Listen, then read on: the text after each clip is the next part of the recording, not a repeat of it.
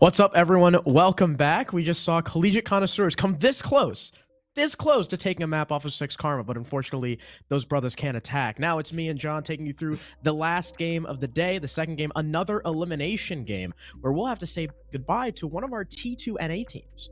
Yeah, it's a really close game to us, seeing both Investigation File and Arial Rise grow over time, not only in SCS, but a whole year in Challenger League as well. This is going to be a pretty fun best-of-3 matchup since these two teams haven't played against each other all the way back since stage number 3, so this match is looking pretty good, at least on paper, for this best-of-3 series. And it was pretty early on in stage 3 too. It was play day 3, actually, if I'm not mistaken.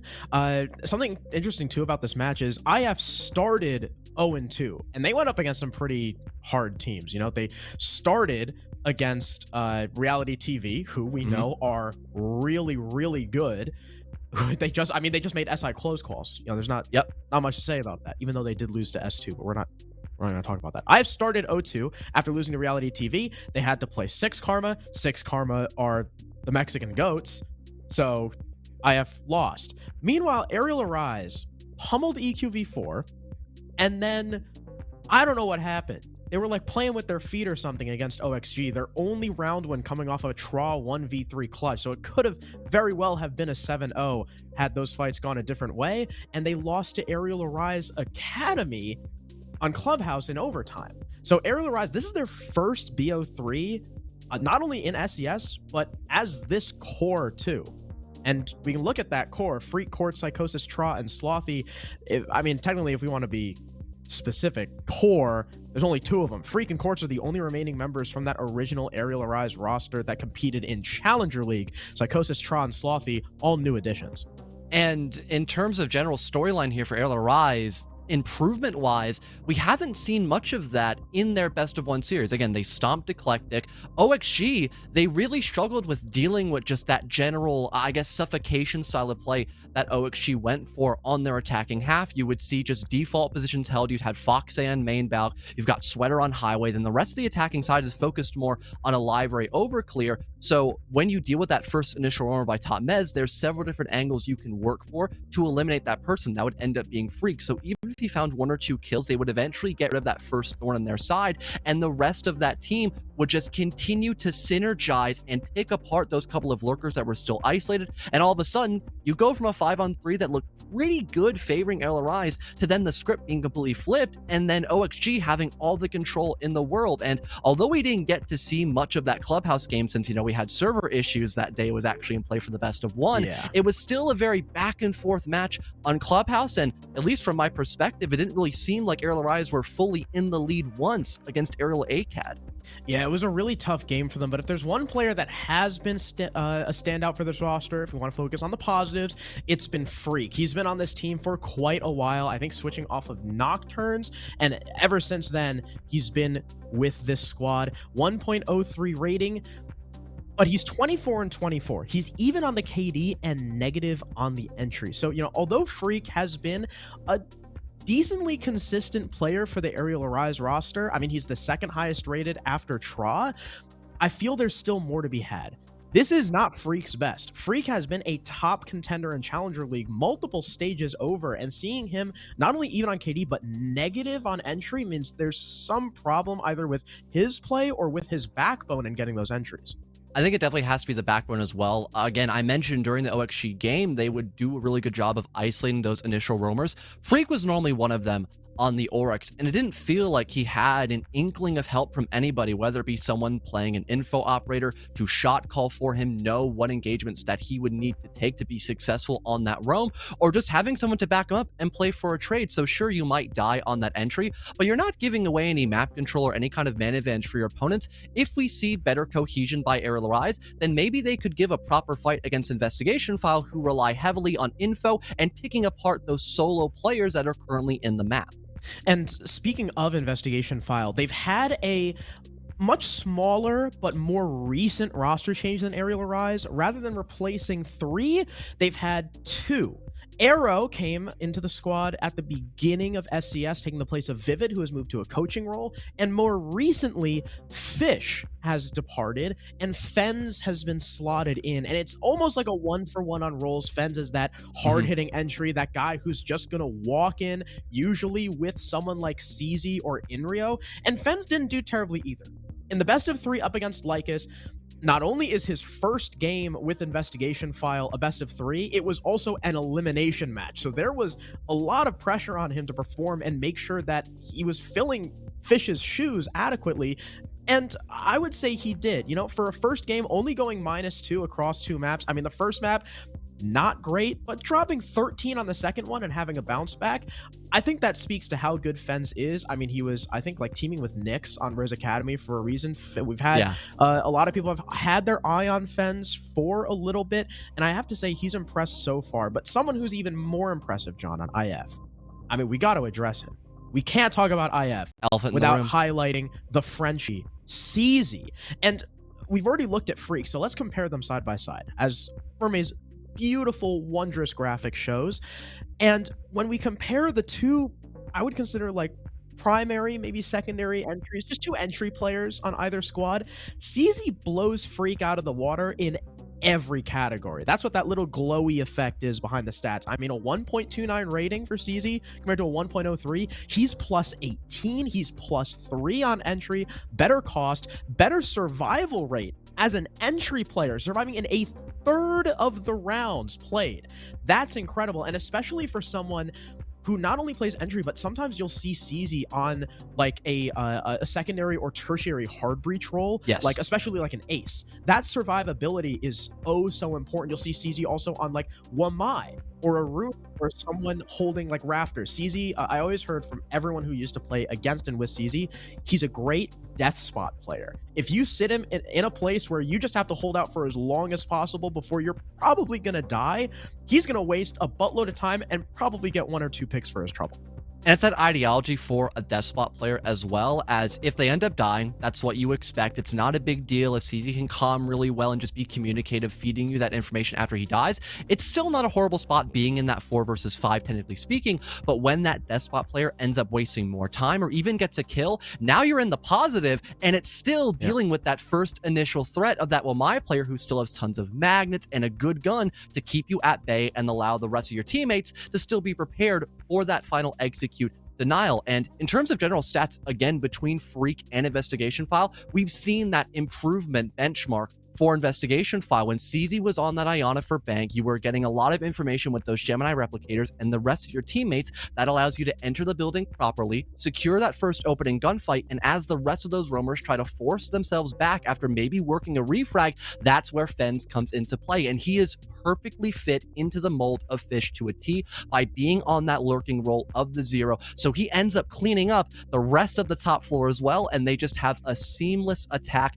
because of that initial impact by CZ and the rest of the work being picked up by Fens and everyone else who's also enabling those 2 operators.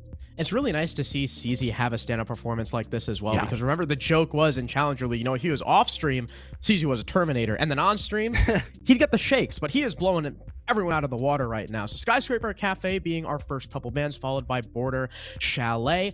I imagine the maps we have aren't going to be too out of the ordinary. Skyscraper being a map that Arial Arise have played in the past and have looked good on, and with a team like Arial who are essentially 5 fraggers, I wouldn't want to take them to Border either. Villa is an interesting pick from Arial because Arial plays it, IF doesn't really. They lost it in stage 2 pretty heavily, and then they won it at the tail end of stage 3, although it was against a crippled unemployment roster. Arial Arise have played it quite a bit, but it's a really mixed bag. They won it against LG in the playoffs of Challenger League. They won it 7-3, and then the next game they lost it 7-1 to Reality TV. Theme Park, also a bit of an odd choice from IF, considering that they played it against Arial Arise in Challenger League. This was play day 3, and Arial won it. So IF are, I guess, trying to get a little bit of revenge, but if this goes to map 3, John, I I don't think Ariel stand a chance. They are not a good clubhouse team. They lost it to Arial Rise Academy 8-6. They lost it in Challenger League several times, both in the main season and in playoffs. I mean, they lost it to Aqualix when Aqualix didn't really care. It's tough to it's tough to vote for them. Yeah, I'm not gonna lie, I feel like I need to change my vote to investigation file here. It seems right because again, we've seen that improvement by F so far in that best of 3 environment, and for Arial Rise, it seems like they're still testing the waters here in SCS. And again, you're going into Theme Park. I feel like the reason why Arial Rise also want to go to that map, not only because they've played investigation file in the past and have won it, but also the way that investigation file secures a lot of their success in the attacking rounds. That has to do with their solid info game and their lurks. If you end up banning a Nook, that does weaken your overall lurk potential a lot on Theme Park. And then if you run operators like the Mute, like the Mozzie, if you bring out a Mute, which has been a very consistent pick for Arial Rise in the past, even when not going on Theme Park, that can really cripple your general info potential because those are just hard counters for those drones. So now you have to bring out other external operators as well. I would have mentioned the Solus, but so far for investigation file, they realize that info is a really big factor of their attacking round wins. So they've been hard banning her ever since she's been available in play. And I expect that to be a familiar theme here, especially, you know, if we want to hone in on our starting map like Villa, there's just so much verticality and so many spots Solus is useful.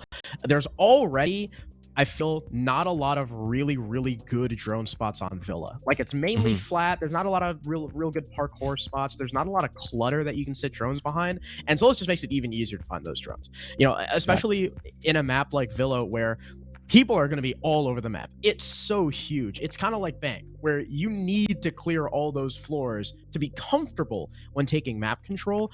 And Solus is someone who's going to completely deny like those preset cutoffs that are so important when you're clearing full map over on Villa, or you're trying to go below, you know, to send nades up through the floor, stuff like that. I have probably going to ban out that Solus. You look at Theme, another really big map, probably going to ban her there. Clubhouse, I think Solus will maybe stay up, but, you know, it's not even a guarantee that we'll need that map anyway, so. Say for heading into Villa as well, I definitely want to see if investigation file are still going to want to dabble in that lurk potential as well. We talked about Fens for a lot of time. Again, he was really solid just being on that 0 and being just an extra pressure point that their opponents of Lycus Empire had to focus on. And for Villa, there are a lot of avenues where you can begin that lurk, but with that being a lot more common on the map of Villa, you now have defenders purposely setting up in that first floor, or even having someone just lying around in the basement waiting for a call to come upstairs. That way they can catch those lurkers by surprise and maybe get a 1-for-1 for free, especially when you have those lurkers just playing by themselves and trying to basically just do their own thing while the rest of their teammates focus on the plan A. So maybe having that counterplay could maybe force away investigation file before they even start to think about wanting to set up that lurk, especially now that Arial Rise just insta-banned, again, that best lurking operator of the Nook. But it makes sense. Villa is a gigantic map.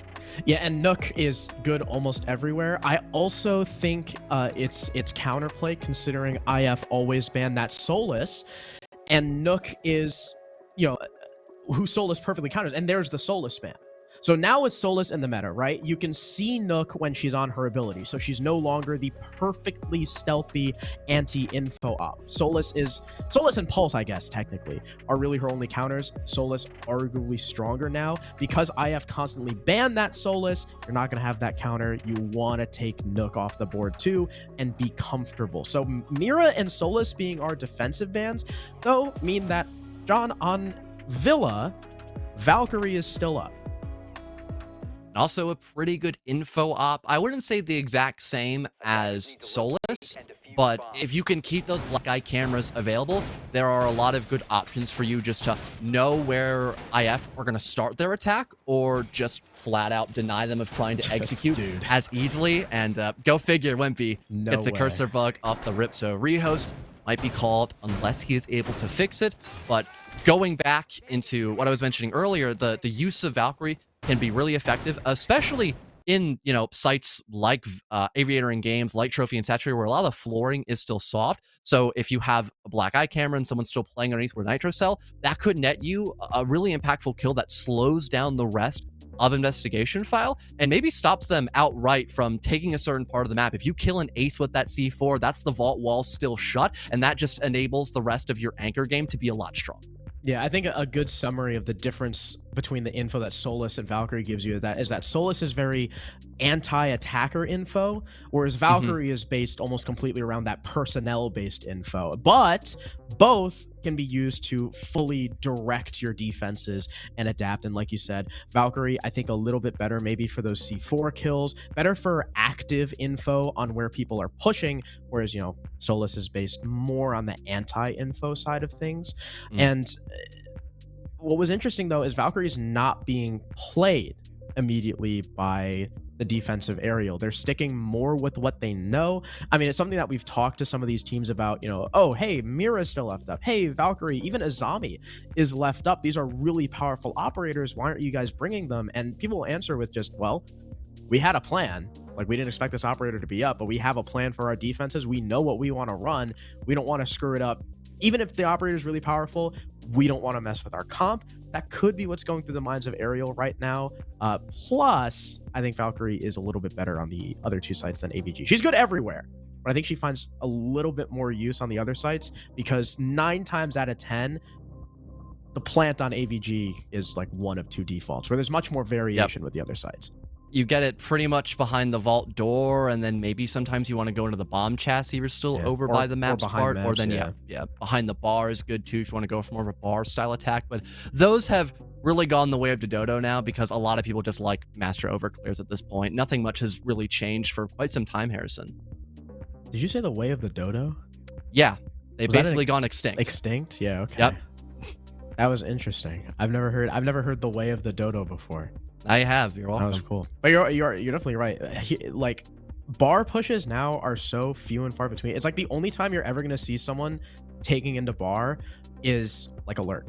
Like, no one's ever taking the case into bar, just because I feel like, right, that hallway as an attacker is so difficult to actually send someone all the way through and then into the site, just because holding on to vault, holding on to behind the bar is so easy for the defense. It's much easier to create an opening inside games because you have that study wall presence. Usually the study wall, you know, is going to be open with those head holes anyway. Vault doesn't have as much pressure because you can plant behind the vault door and so on. So definitely agree with that point. We're just waiting for all the players to get back in the lobby, setting up the bans and everything like that. Unfortunately, so as many of you may know, right, there's that whole ban screen like on the custom game lobby where you can like pre-select operators to be banned. Solus is not there, so she's just going to kind of be an empty slot. So just remember, Solus is banned. Yeah, we'll just keep that in the back of our heads. I suppose, you know, the code of honor, it's going to be there. Luckily, we've stalled long enough where a break was not required. That was the name of the game, and now we can continue. But like Harrison mentioned, now you're wondering, oh, hey, why is Solus not in the ban phase here for the top selections? Well, that's exactly why. Yeah, last ban is Solus. That is a good question, Salty. How did you know that? Who told you? Who leaked? Attackers need to locate and defuse bombs. They did. Huh. Interesting. They leaked it themselves.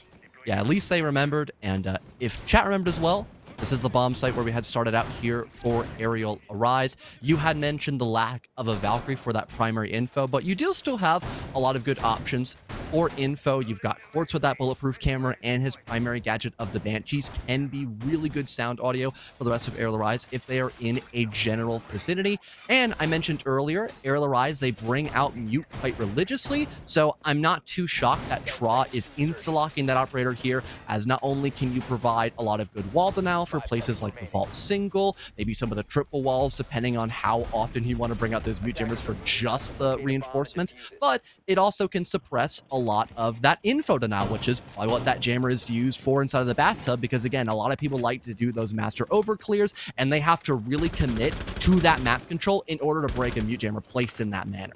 And speaking of denial, it's not info, but it's going to be a hell of a problem for Arial Arise. Goyo, Smoke, and Malusi all comboed together is a real headache for the attackers. Those Banshees already, you have to get in within range of them to shoot them or use your explosives, which are few and far between on the attack. Those Goyo packs waste like between 20 and 25 seconds each or something crazy like that. And then on top of that, you've got the Smoke, who's just going to be sitting pretty safe behind the bar, daring you to push. Or actually, no, never mind. Slothy's playing on the main stairs as Smoke. So even though it's not going to be used for plant denial, it's still entry denial, preventing those attackers from walking up the main stairs. First Smoke goes out as CZ finds the opening pick on a Psycho through the floor. Luckily, Goyo's utility is already out, but Freak is there for the trade. Ben's looking to maybe get a bit more creative from those back red stairs, not able to catch the player though as he scurries back up above. Traw, nice long angle, but that SMG is nowhere near as powerful against Fenz's G36C. Investigation File now taking back the lead, and now they can begin to focus on the more primary areas when doing a first floor to secondary attack when dealing with Aviator and Games. They can now start looking at Slothy, who is still over by main stairs, just trying to waste time and resources, and he just went out in the open, tried to go for a swing and ran out of bullets. He'll be punished for it swiftly, and now IF are up a whole player in this 2 versus 1. Slothia potentially round-losing whiff, but Quartz is trying to save it. He takes out Wimpy. Now Fenz is the last alive with 1 HP. Against an MP5, a fast-firing weapon. It doesn't do a lot of damage, but it will make short work of Fenz. He's tucked himself behind maps. He'll nade one side of Vault, but it's not enough to force Quartz out. He's still just going to sit here covered, goes for the swing, and wins it. A 1v3 for Quartz, and Arial Arise take round 1. And I like the way that Arial Arise had started that round as well. I talked about this earlier during the pre-show before we got into map number 1. If you are expecting your opponents to play a bit of a lurk or style of play, you might want to have a couple people starting out in that first floor to deal with that first person, that first line of attack, who's going to make a lot of space for everyone else doing that master overclear. But Investigation File, they tried countering that by having everyone focus in on that first floor and maybe get those first 2 opening kills going their way, and then they have a 5-on-3 to start converting that potential execute with a 2-man advantage. It was very consistent back and forth, but having so many people committed to that first floor, it battered so many attackers on the side of Investigation File. When they tried going back up above to then execute, that gave enough wiggle room for Quartz in the 2v1 to isolate each attacker and have one of them desperately low in HP, not allowing Fenz to clutch when Quartz was just so comfortable inside of the vault room.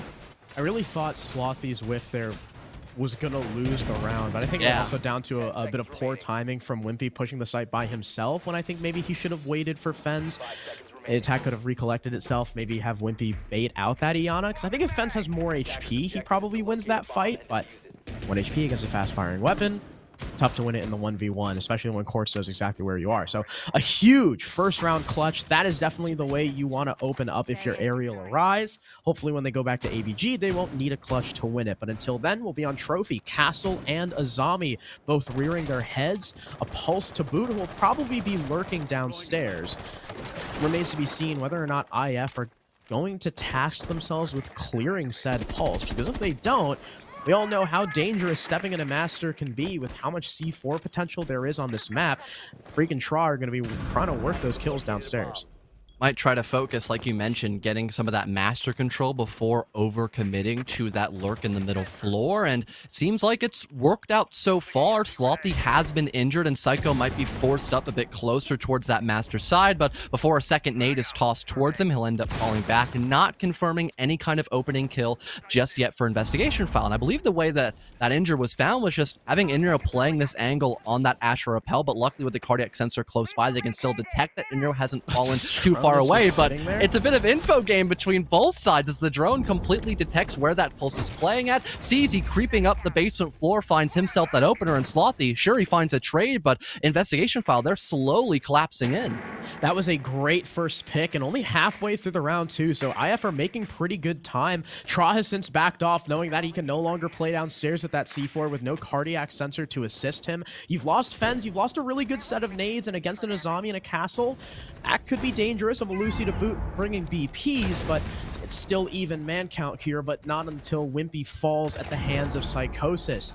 Proximity alarm is going to reveal CZ's location. Inrio lit up thanks to that earlier C4. Psycho survives a nade. IF are still trailing in the man count. They've got pings on a player through the floor, but CZ can't land the shots. That prompts Tra to swing out, gets the fight on Inrio, wins it. Shotgun comes out now to try and kill CZ. We're going to need this Hibana to assist. He can't land the shots quite enough on Tra. Still behind the box. Flash comes out, full blinds him, but the rest of the team could still be holding crossfires. Arrow goes down thanks to the shotgun. CZ able to trade out Psycho, but is it going to be enough? Stuck in a 1 versus 3, stuck on the Astro stairs. They know exactly where he is, and Quartz shuts him down.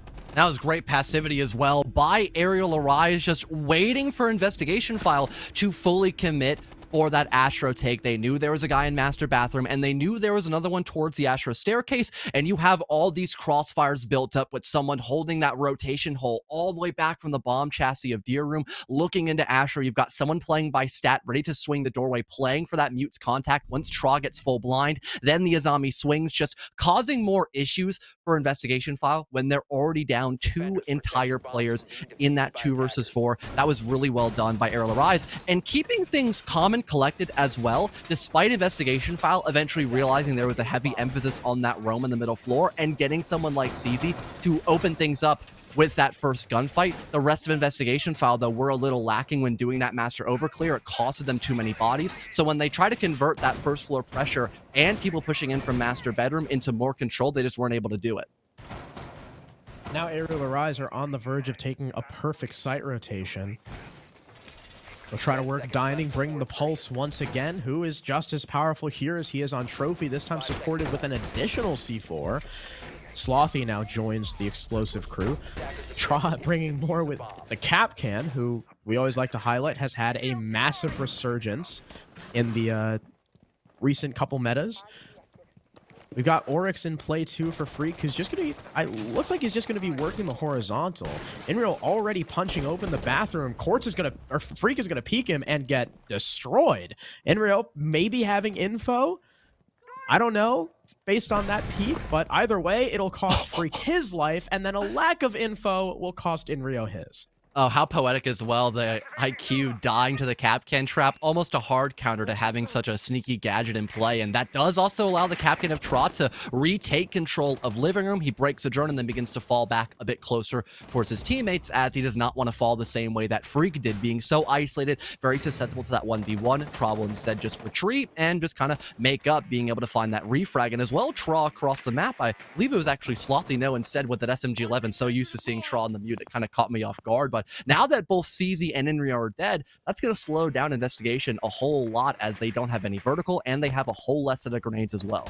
IF can't be going for these solo plays like that. CZ was just trying to walk up the 90 hallway by himself. This could be a big play from Fens, though, if he catches them in the pickup, but he's not going to have time. Quartz able to res his teammate. Quartz, who is, by the way, bringing the M1014 on the Pulse and almost just swung the doorway with it. Arrow looking now rejoin his teammate on that side of the map. This is a full horizontal push from IF, and there's still bodies, or still a body upstairs that they might have to worry about. Psycho is watching that hatch like a hawk, and it's going to be pretty tough for Wimpy to go through laundry. Arial Arise still having top floor control as well. They can maybe set up some vertical, so when Investigation File commit to that execute, they might not only have to be worrying about that site presence, which is still a 3v3, close quarters with 2 separate shotguns, but also dealing with Psycho, who's still holding up above and has no one to pressure him out. That could be a huge issue again if Investigation Pods have no clue about that either. Quartz just shot the barricade through the wall with his pistol, ensuring that IF aren't able to open another angle. Arrow's still got more breaching charges, so, you know, he can open it if he wants to, but yeah, I'm really worried about the vertical control. Psycho has a beautiful angle onto that laundry door, and that's where IF are playing the case. It's going to be nearly impossible for him to work his way through, and as Fens dies, the situation just went from bad to worse. Now Slothy working his way up with the shotgun, one pumps Arrow to the ground. Wimpy gets a trade as he hops through Art rather than walking through that laundry door, but it's yet another 1 versus 3. The third 1 versus 3 we've seen this game. Only one of them, though, has been successful as Psycho cleans Wimpy up and extends the lead for Arial Arise 3-0. Flawlessly done by Arial Arise in the round count, not dropping a single bomb site against Investigation File, and they really are catching IF in a bad spot every time they're slowing down, trying to reset, gather more info so they're not walking in blind. That's when Arial Arise takes the initiative and starts fighting back against that map control they're looking to take with the help of those drones. We saw that for a quick second by Traw in the very beginning on that Capcan once Indra had died. So if someone were to rotate back over towards that first floor bathroom, he's going to have to maybe take another 50-50 gunfight and end up losing everything that IF were looking for in that first minute. On top of that, having the rest of Arial Rise still focusing on playing in Memo and not being really pushed away when you saw that hard destruction trying to be brought out there by Investigation File. I love that aggressive style of play by Arial Rise and Investigation File. Hopefully the timeout that they're taking now could maybe help them recover in time against that aggression, because if not, we might see a really dominant showing by Arial Rise that isn't just as 3-0. I like the early timeout from IF, considering how underrated they are. You know, you're down 3-0. You do not want to let more rounds slip on your attack. So I love the timing from Vivid, calling it for his team. AVG is going to be the next site, back where we started in round number 1. This was definitely the best looking attack for IF. I think this is their best chance to finally take a round. You know, if it wasn't for Quartz hitting that 1v3 and some, I would say, missed timing from IF, it'd be a slightly different scoreline, but Fens is having a slow start. Arrow is having a slow start. CZ went for a solo play last round. We're going to need to see all of IF wake up as a unit here, because Arial right now are firing on all cylinders.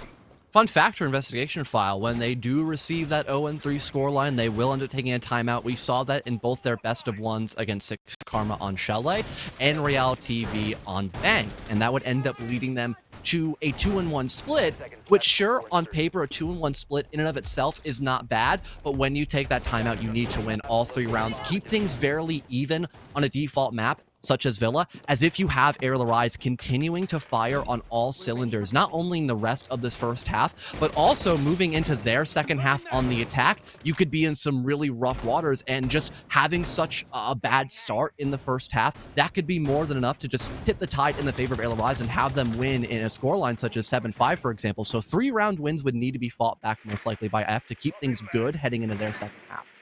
There's a change here, though, from Wimpy as the Flores comes out, destroys the shield on main, forces the player back up, but Slothy still comfortable enough to play there, considering he's smoked. No one's going to be walking up those stairs unless he allows it. More vertical being established by Psychosis to put pressure on these bottom floor clears, looking to work with their nades. Fen sends the first one up.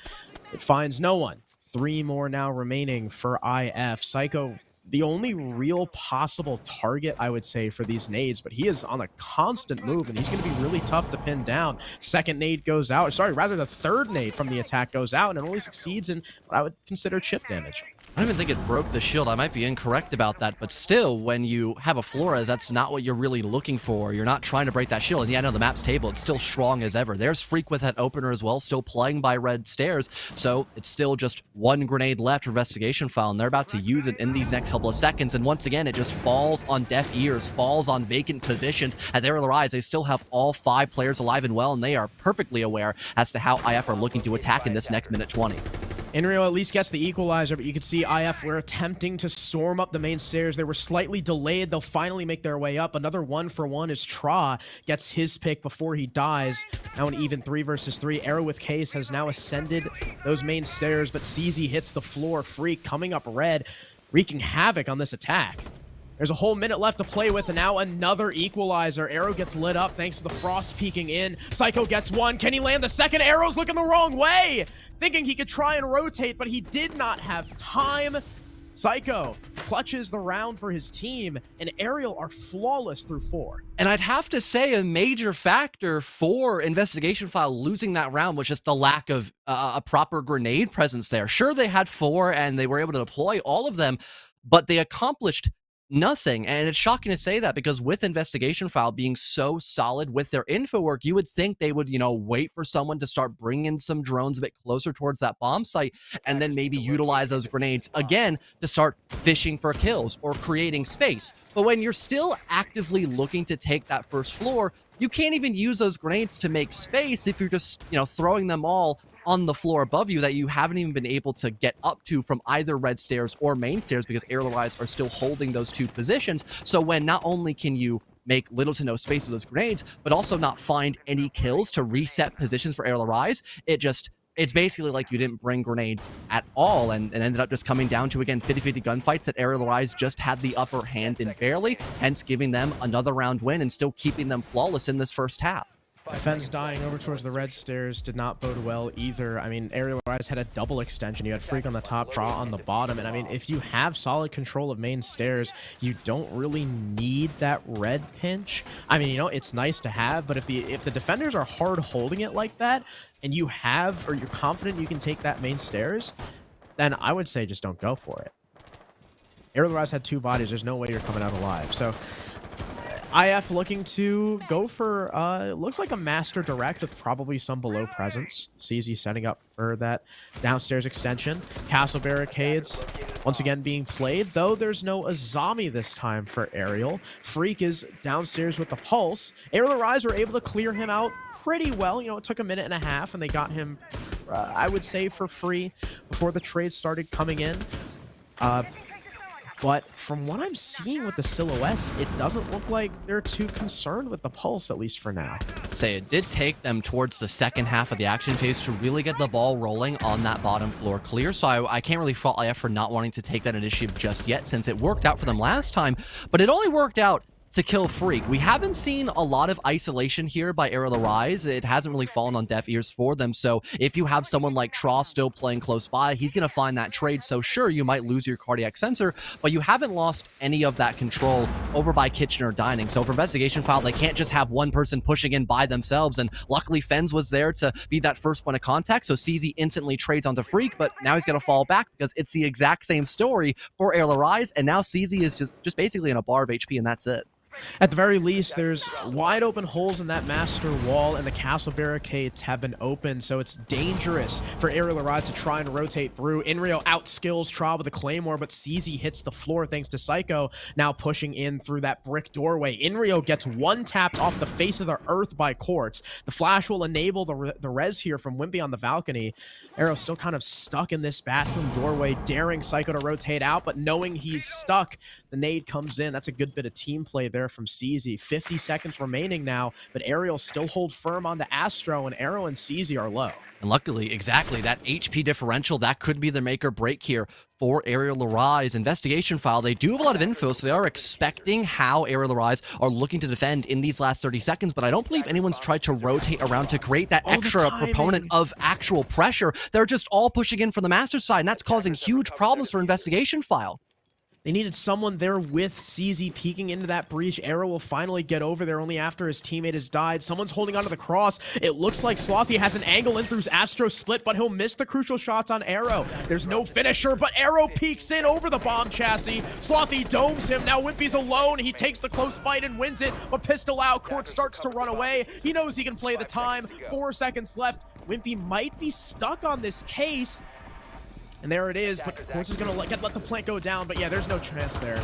Triple kill for Quartz. Wimpy was low. He was not getting out of that situation alive, and Ariel perfect now through 5. Once again, really want to reiterate the accomplishments that Arial Rise have done in this first half. They are not just allowing Investigation File to take these one-on-one gunfights. They actively have somebody close by to play for those trades. We saw that at the very beginning when it was, you know, Freak and I believe it was Traw playing underneath in that first floor to make sure that lurk presence was going to be silenced almost immediately in that 5th round, but also having the Castle and that Malusi playing off each other to, again, make sure that they are able to work off one another. So if someone needs to fall back and rotate, you've got the other person watching their back. The list just goes on. And with Investigation File, again, just keeping a very linear and simplistic attacking execute, you know, not having someone try to move over across the map, maybe go towards red stairs or even Astro to help assist the position of, you know, trophy room, or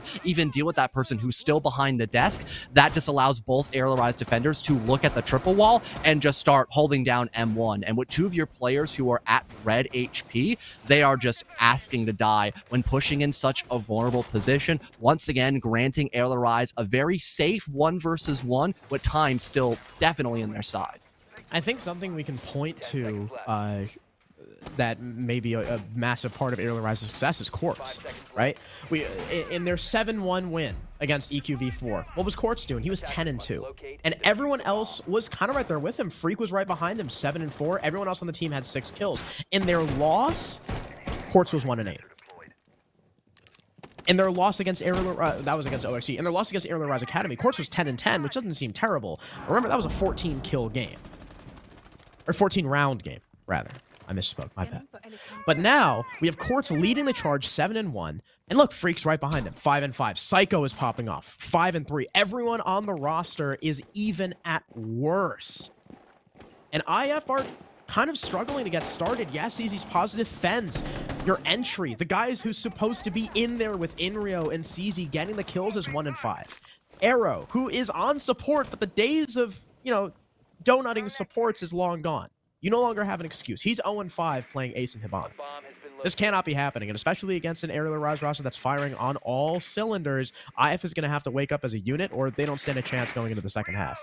Info being gathered. They spot out Freak once again, but this time he might not get as aggressive as he was earlier.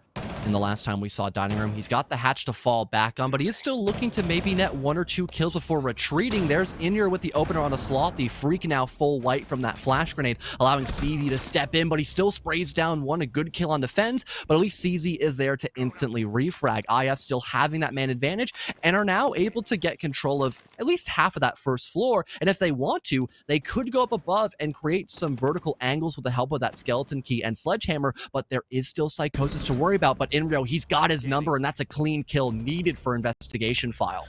That was a great cutoff, but it costs the life of CZ, your top performer, and the sledge. Luckily, you talked about the redundancy. They've got Wimpy on the buck still, and they have top floor control.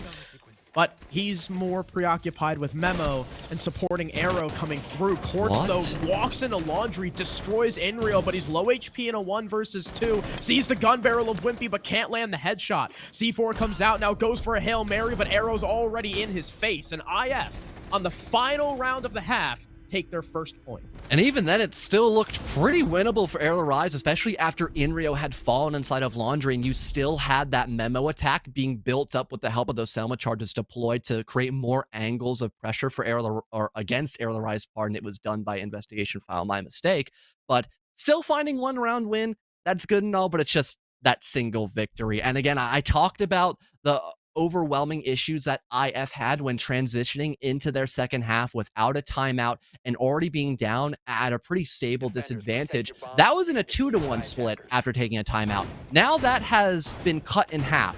The round count I had mentioned. Arial Rise, they've got 5 rounds under their belt. They just need to win 2 default attacking sites that would go their way, and that's map 1 under wraps. Then they get to go to Theme Park, which already, statistically speaking, is a better map for them against IF.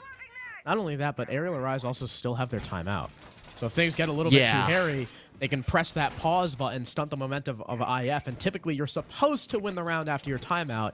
IF not doing that, I think, really costing them too. I will say, though, last round was probably their best-looking attack. Even though it got close, the rogue clear was pretty damn good. They got all the necessary trades. They had the man advantage.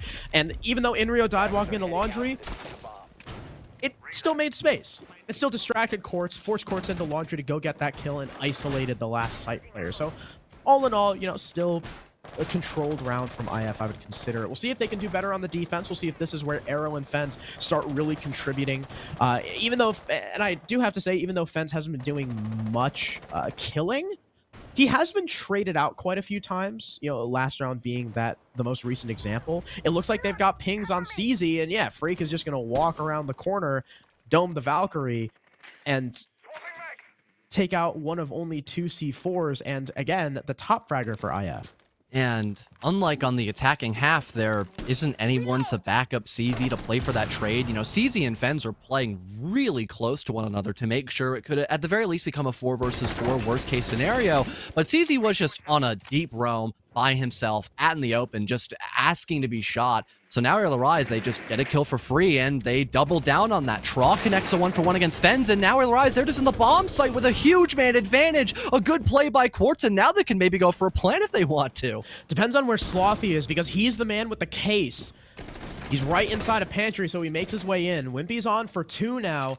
Arrow trying to do something from above using the vertical angles, but now the plant is going down. There's some sort of info. I can hear pings going out. It could be onto the Malusi. Somehow those shots aren't connecting.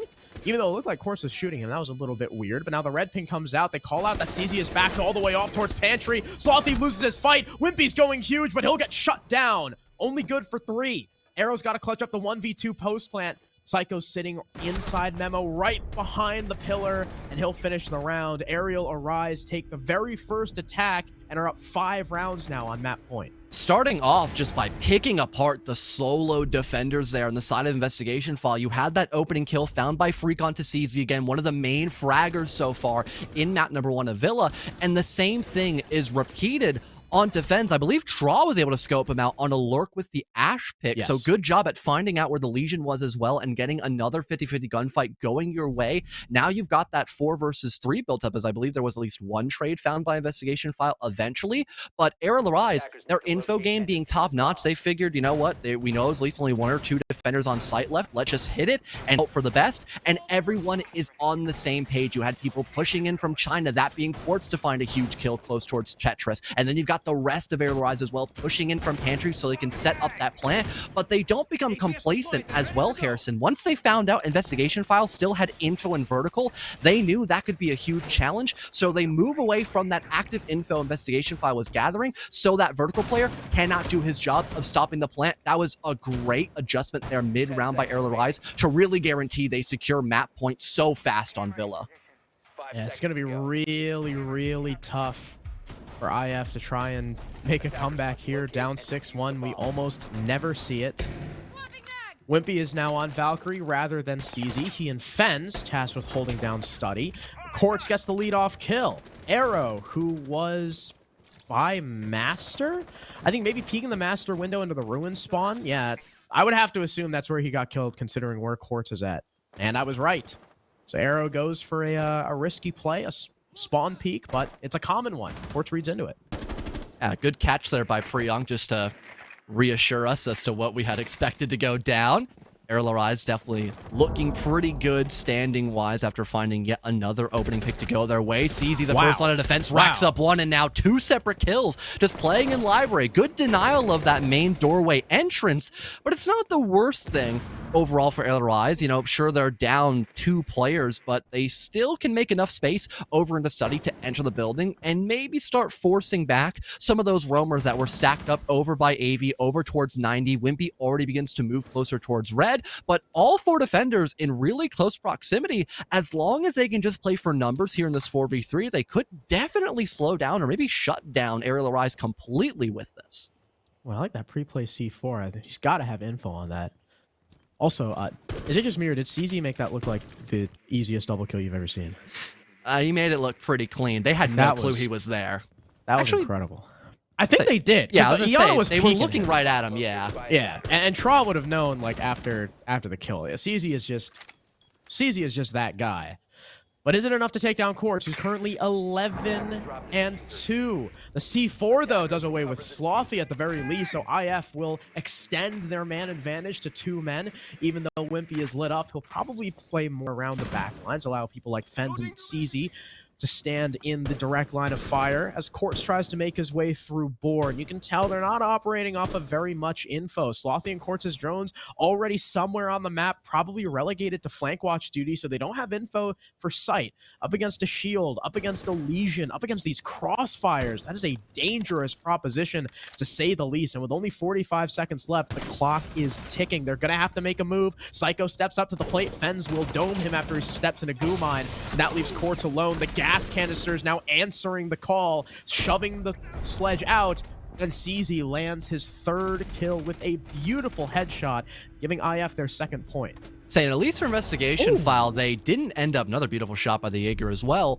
They didn't get overconfident in that round as well, despite having a decent man advantage in that 4 versus 3. You saw everyone in a synchronized manner fall off the roam, but still have info to know how they could counteract Arial Arise when they try to work in through maps. We saw that C4 placement by Wimpy, which, funny enough, with IF technically banning the Solus, although it says otherwise on the map ban scoring, they are comfortable with allowing Valk to be open, obviously, and then use that to their advantage. The info game really paying dividends to allow Investigation File to get an even stronger man advantage, and then that limits Arial Arise in terms of what they can do. Sure, they could try to lurk up Astro, but there's a default cam there. Sure, they could try to go and rotate over to Master to maybe get a triple wall opened up or just have another external angle, but CZ is watching that. So with everything accounted for by IF, they just play 2-for-1 crossfires, and it's a simple execution denial when they've got the man advantage.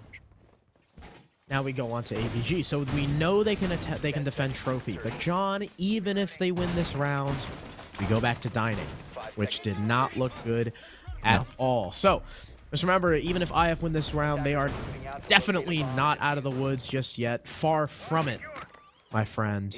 But IF, they're going for this main stairs hold. They've got a landing shield, curiously enough. I think that's CZ playing there. I mean, we talked about CZ being the perfect death position player. That is the main stairs landing shield definitely falls under that category. Enrio, of course, has the floor holes to try and support him. Arrows in sight. Fens and Wimpy on this extended roam. Quartz and Freak are going for the duo entry through the basement, maybe looking to work a pickup red. There's only Barb to stop them, and they essentially cleave this hold in half. Say as well, one of the bigger issues when dealing with CZ last round was that lack of a lurk from anywhere on the map. Arial Arise looking to immediately get rid of that thorn in this rose bush of Villa, so maybe this double lurk could actually work out. And if no one's really close to the red stairs, that sledgehammer could maybe quietly break that barbed wire and give a huge opportunity of attack here for Arial Arise, and they've got info, there's someone top red. Oh, there's the barbed wire, and there it Fens is not quick enough. Freak will catch him. Now that last roamer is isolated. They've got the board cut off. This guy can't do anything. Inro looking like he might try and come in to assist, but Wimpy is happy to sit here and waste time because even if he's not doing anything, it's still a body that the attack has to worry about. More drones come in. Wimpy, though, knows it's a bait, decides to swing anyway, and almost dies. Arrow also almost dies, thanks to a nade from below. Quartz just off the mark of his target. They still got to deal with CZ. I believe the shield is now gone. So it's just the Jaeger by himself. But like a caged animal, CZ is the most fierce when he's backed into a corner. Wimpy also looking to go for that late red flank that we saw the attackers go for. And for now, things are at a standstill. Having both Arrow and Wimpy so low in HP, and there isn't a lot of utility as well to force back Arial Arise with all this grenade spam. Still having info as well. Quartz looking to set up a major play. This could down somebody, but no, it bounces back into him. Quartz injuring himself. Hopefully he gets picked back up, but hey, at least Traw finds some success shutting down CZ. That's a fantastically useful pick, cutting down the only main stairs player. Freak, another one onto the flanking Wimpy. Slothy destroys Arrow and Vault, and now Inrio's alone. Can't even get the first kill. Slothy steps up to the plate, takes sight control in his hands, and Arial Arise, a dominant 7-2 win on map 1. I mean, it's as clinical as you could ask for there for Arial Arise. I mentioned it during the last round itself, too. When Arial Arise realized they had a problem against Investigation File, that being some of the main roamers that are hiding in those rack corners, they look to instantly challenge that by having a full bottom to top clear with both the Iana and Sledge. And not only would that deal with the initial threat of any kind of heavy roamers that Investigation File might have on their defensive hold, but also it allows total red control from the way that Arial Arise were attacking both the Sledge and Iana. And because they had information, because they had cutoff angles over at Boar as well, they can just solely focus in on that red stairs player and either force him to take an engagement he doesn't want to, or push him back in the bomb site so the rest of Arial Arise can get some vital map control to already start setting up for the execute without really having to push away the roamers the old-fashioned way, so to speak, Harrison. Yeah, and looking at the bigger picture here, I think Arial Arise are starting to show signs of life and fixing their issues, like the role problems, the communication errors, all the stuff that we saw in OXG, largely absent from this game. And it was really impressive. I'm glad to see Arial Arise stepping up, really improving. Whereas on the side of IF, we know they had communication struggles. Inrio said so himself, and they fixed it in that game against Lycus Empire. They looked great against Lycus Empire. And maybe some of that is resurfacing because we saw the comps, their communication. even their basic coordination and team play didn't look like it was all there. The takes were kind of disjointed. There was a lot, I mean, we highlighted all across the map. There were a lot of solo plays from IF that Arial Arise were punishing because they were so in sync with each other. But that's it for map number 1. We'll be back with map number 2 just after this break, and it's Theme Park, which is always fun, so you don't want to miss it. Call-outs on a double, though, and he finds a third through the smoke. It's just an ult. Getting it to 3K with an ult. With 3 seconds left, Flame lands the pre-fire. Nobody can kill him in time. And he clutches it out. What a play from the alibi as the lobby player goes unchecked.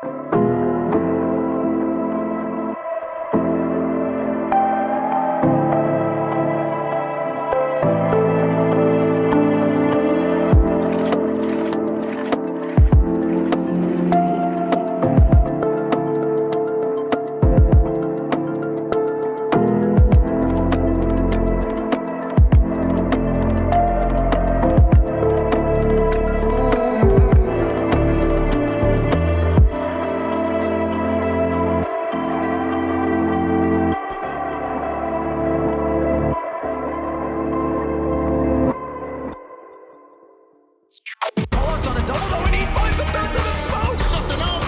Getting it to 3K with an ult. With 3 seconds left, Flame lands the pre-fire. Nobody can kill him in time. And he clutches it out. What a play from the alibi as the lobby player goes unchecked.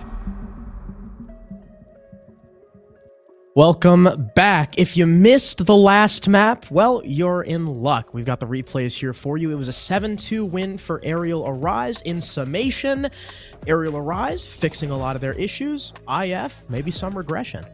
Yeah, it didn't really feel like there was anyone, going outstanding for the side investigation file. Sure, you had CZ still holding his weight, but an impact player like Fens, for example, who was doing fairly well against Lycus Empire just a few days ago, it seems, he really wasn't able to find his stride on Villa, the map pick investigation file is completely going up in flames, and now they're forced to go on Theme Park, which in the past for them has not been a good map for them, especially against Arial Arise. If they bring out some cheese ops, like the Mute, like the Mozzie, even a Vigil as well, that could be some really tough positions to crack out when you're a team that's so focused on info. Yeah, and before we get to that map, though, we can, of course, look at the stats. Highlight, of course, Course with that gold star next to his name, a 1.78 rating, 11 and 3, a 100% cost. That is just incredible. Freak showing just what we expect. 4 and 2 on the entry, being that space maker, getting first in the building. And Wimpy and CZ, they were doing well for themselves. CZ was 2-0, Inrio doing his job, 2-1 on the entry, but Fens 2 and 8. 0-3 on entry. Before this, he was 2-2. He was only -2. Now his stock is dropping. We need to see more from Fens. Arrow as well. Cannot be going 1-8 on the hard support. Your team needs you, especially with again, like I said, Arial Arise is firing on all cylinders. You cannot have anyone lagging behind right now, especially a map like Theme Park that really incentivizes that role play.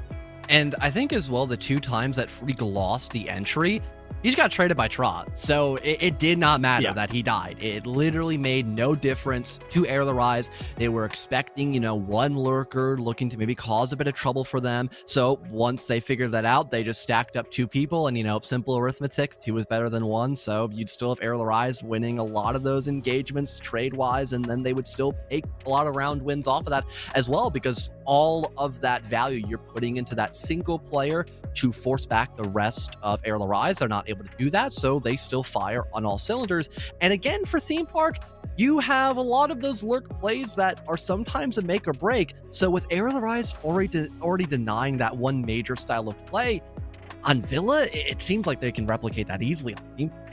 Yeah, and like you were touching when the stats came up, this map has only been played once by either of these teams since the beginning of Stage 3 of CL, and it was against each other. Arial Arise ended up winning 7-4, going 4 and 2 on their defensive half, and then winning 3 attacks. So, historically, not great for IF. As we just saw from their play on Villa, doesn't look great for IF. Considering those coordination issues, I mean, they're just going to be highlighted even more on a map like Theme Park, which is very, very step by step. Your hard breach, your roam clear, all those individual steps are very, very important. It's a tough map for attackers to crack. Luckily, though, IF start on the defense, so they're going to be looking to rack up the score there. Yeah, hopefully looking to set the momentum in the right direction. I honestly wouldn't be shocked if maybe we see, honestly, no, I would say Solus is just too big of a hassle for investigation file in their attack. I would say maybe we see her brought out here potentially for IF, but that might just be a really big gamble that wouldn't pay off. They'll probably just stick to what they're comfortable with, removing her from the playing field, and then maybe bring out the Valkyrie because, they allowed her to be open by banning Solus themselves. So now they have those black eye cameras to help gather more info and shock call for those first initial roamers. And with the help of some info, it did allow people like CZ to deal a bit of damage on the Jaeger when he was heavy roaming. You take a look at that double kill found by main double. That was a good example of that, but that was really it. That's example A. That's all we really had there for investigation file. They have to be consistently keeping up with that tempo, which Arial Arise is setting up, or they're going to be just left out to dry. Yeah, hopefully we see something better on Theme Park. I know because IF too on their attacks have been, we've criticized them a lot in being too slow. Like they rely too much on the flood. Their attacks on Villa were, they weren't as slow as they used to be, but I could kind of tell the difference from, the Lycus game to here. They've slowed down. Theme Park, again, only going to highlight that more, only going to emphasize that lack of pace more. Arial Arise are probably going to be able to run around on the defense if IF don't pick up the pace and aren't more decisive. Arial starting on the attack, I mean, with how they played on Villa, I'm not even too worried about them, right? Theme Park, typically incredibly defender-sided. Really tough for the attackers to crack, like I said earlier, but I don't know. Just the what we saw on last map was IF not playing like IF. I mean, sometimes we see teams completely flip the script between maps. That's not out of the question at all. But just from our known quantities, this should be a 2-0, especially considering this is Arial's map pick. One of the more interesting things as well is how the ban phase itself went for maps. You had Investigation File banning a lot of maps that they're pretty good at, I would say. You know, you had a bank ban towards the very end of that actual, you know, third and final decider. They ended up banning a couple other selections as well that bode pretty well for them. And then they went to something that's like incredibly 50-50, pretty much a default map of Villa, where anyone can really show up.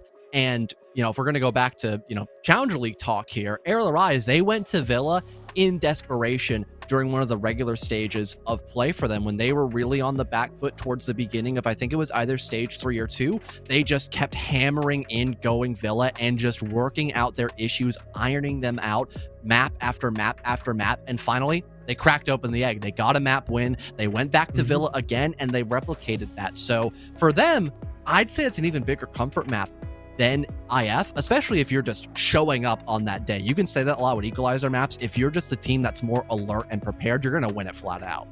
Yeah, definitely. And speaking of working through issues, we've got some to work out as well. It looks like Fenz's PC blue screened. Oh, he's back. Never mind. I was about to cue a break. I was starting the break almost toss, got us but there. Fenz is back. His PC blue screened. He had to restart. He couldn't get invites. He had to restart again, but now he's back in the lobby. We got all 10. There's, of course, nothing for the observer to input, so as soon as we get ours, we can head right into the game, and look at that. We have them. So, John. Yes? I think it's safe to say that there's going to be a solo span. I think we can just get that out of the way. We don't even need to see it. There's going to be a solo span from IF. What about the other three? RAA, knowing the coordination issues that IF just displayed, are AA still going to take Nook off the board, or are they going to take advantage of her and try to rack up this attacking score? I would say they're going to want to ban the Nook.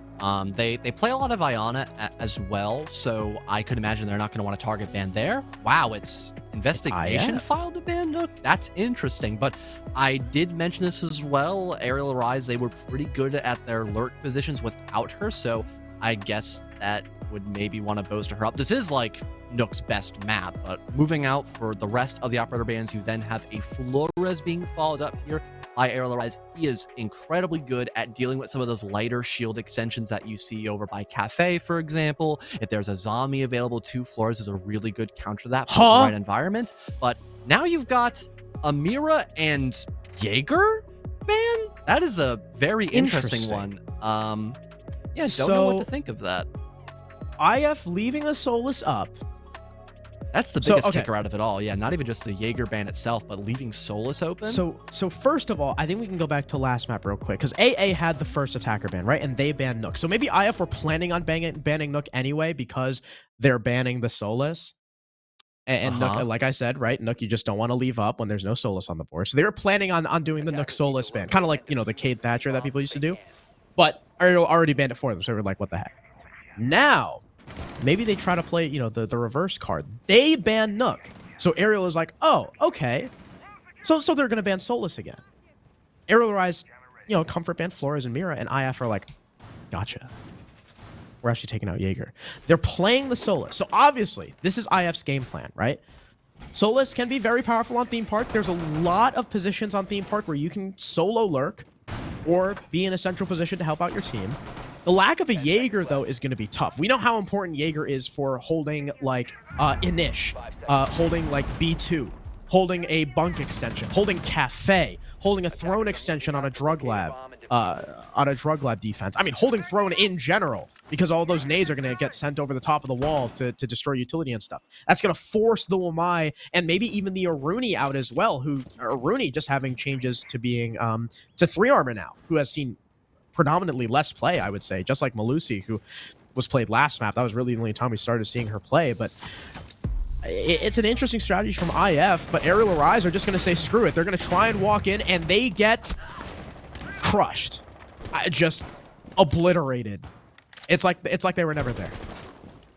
Well, the rush immediately flattened by Investigation File. Not too shocked about that. You hear the barrel door, or the window, pardon, opened up. You don't see anyone trying to throw out utility for that barrel wall. You kind of get the idea, okay, they're looking to maybe rush. That was probably the idea of that Kiba by Wimpy, so now they're forced to only push in from split into the furnace doorway.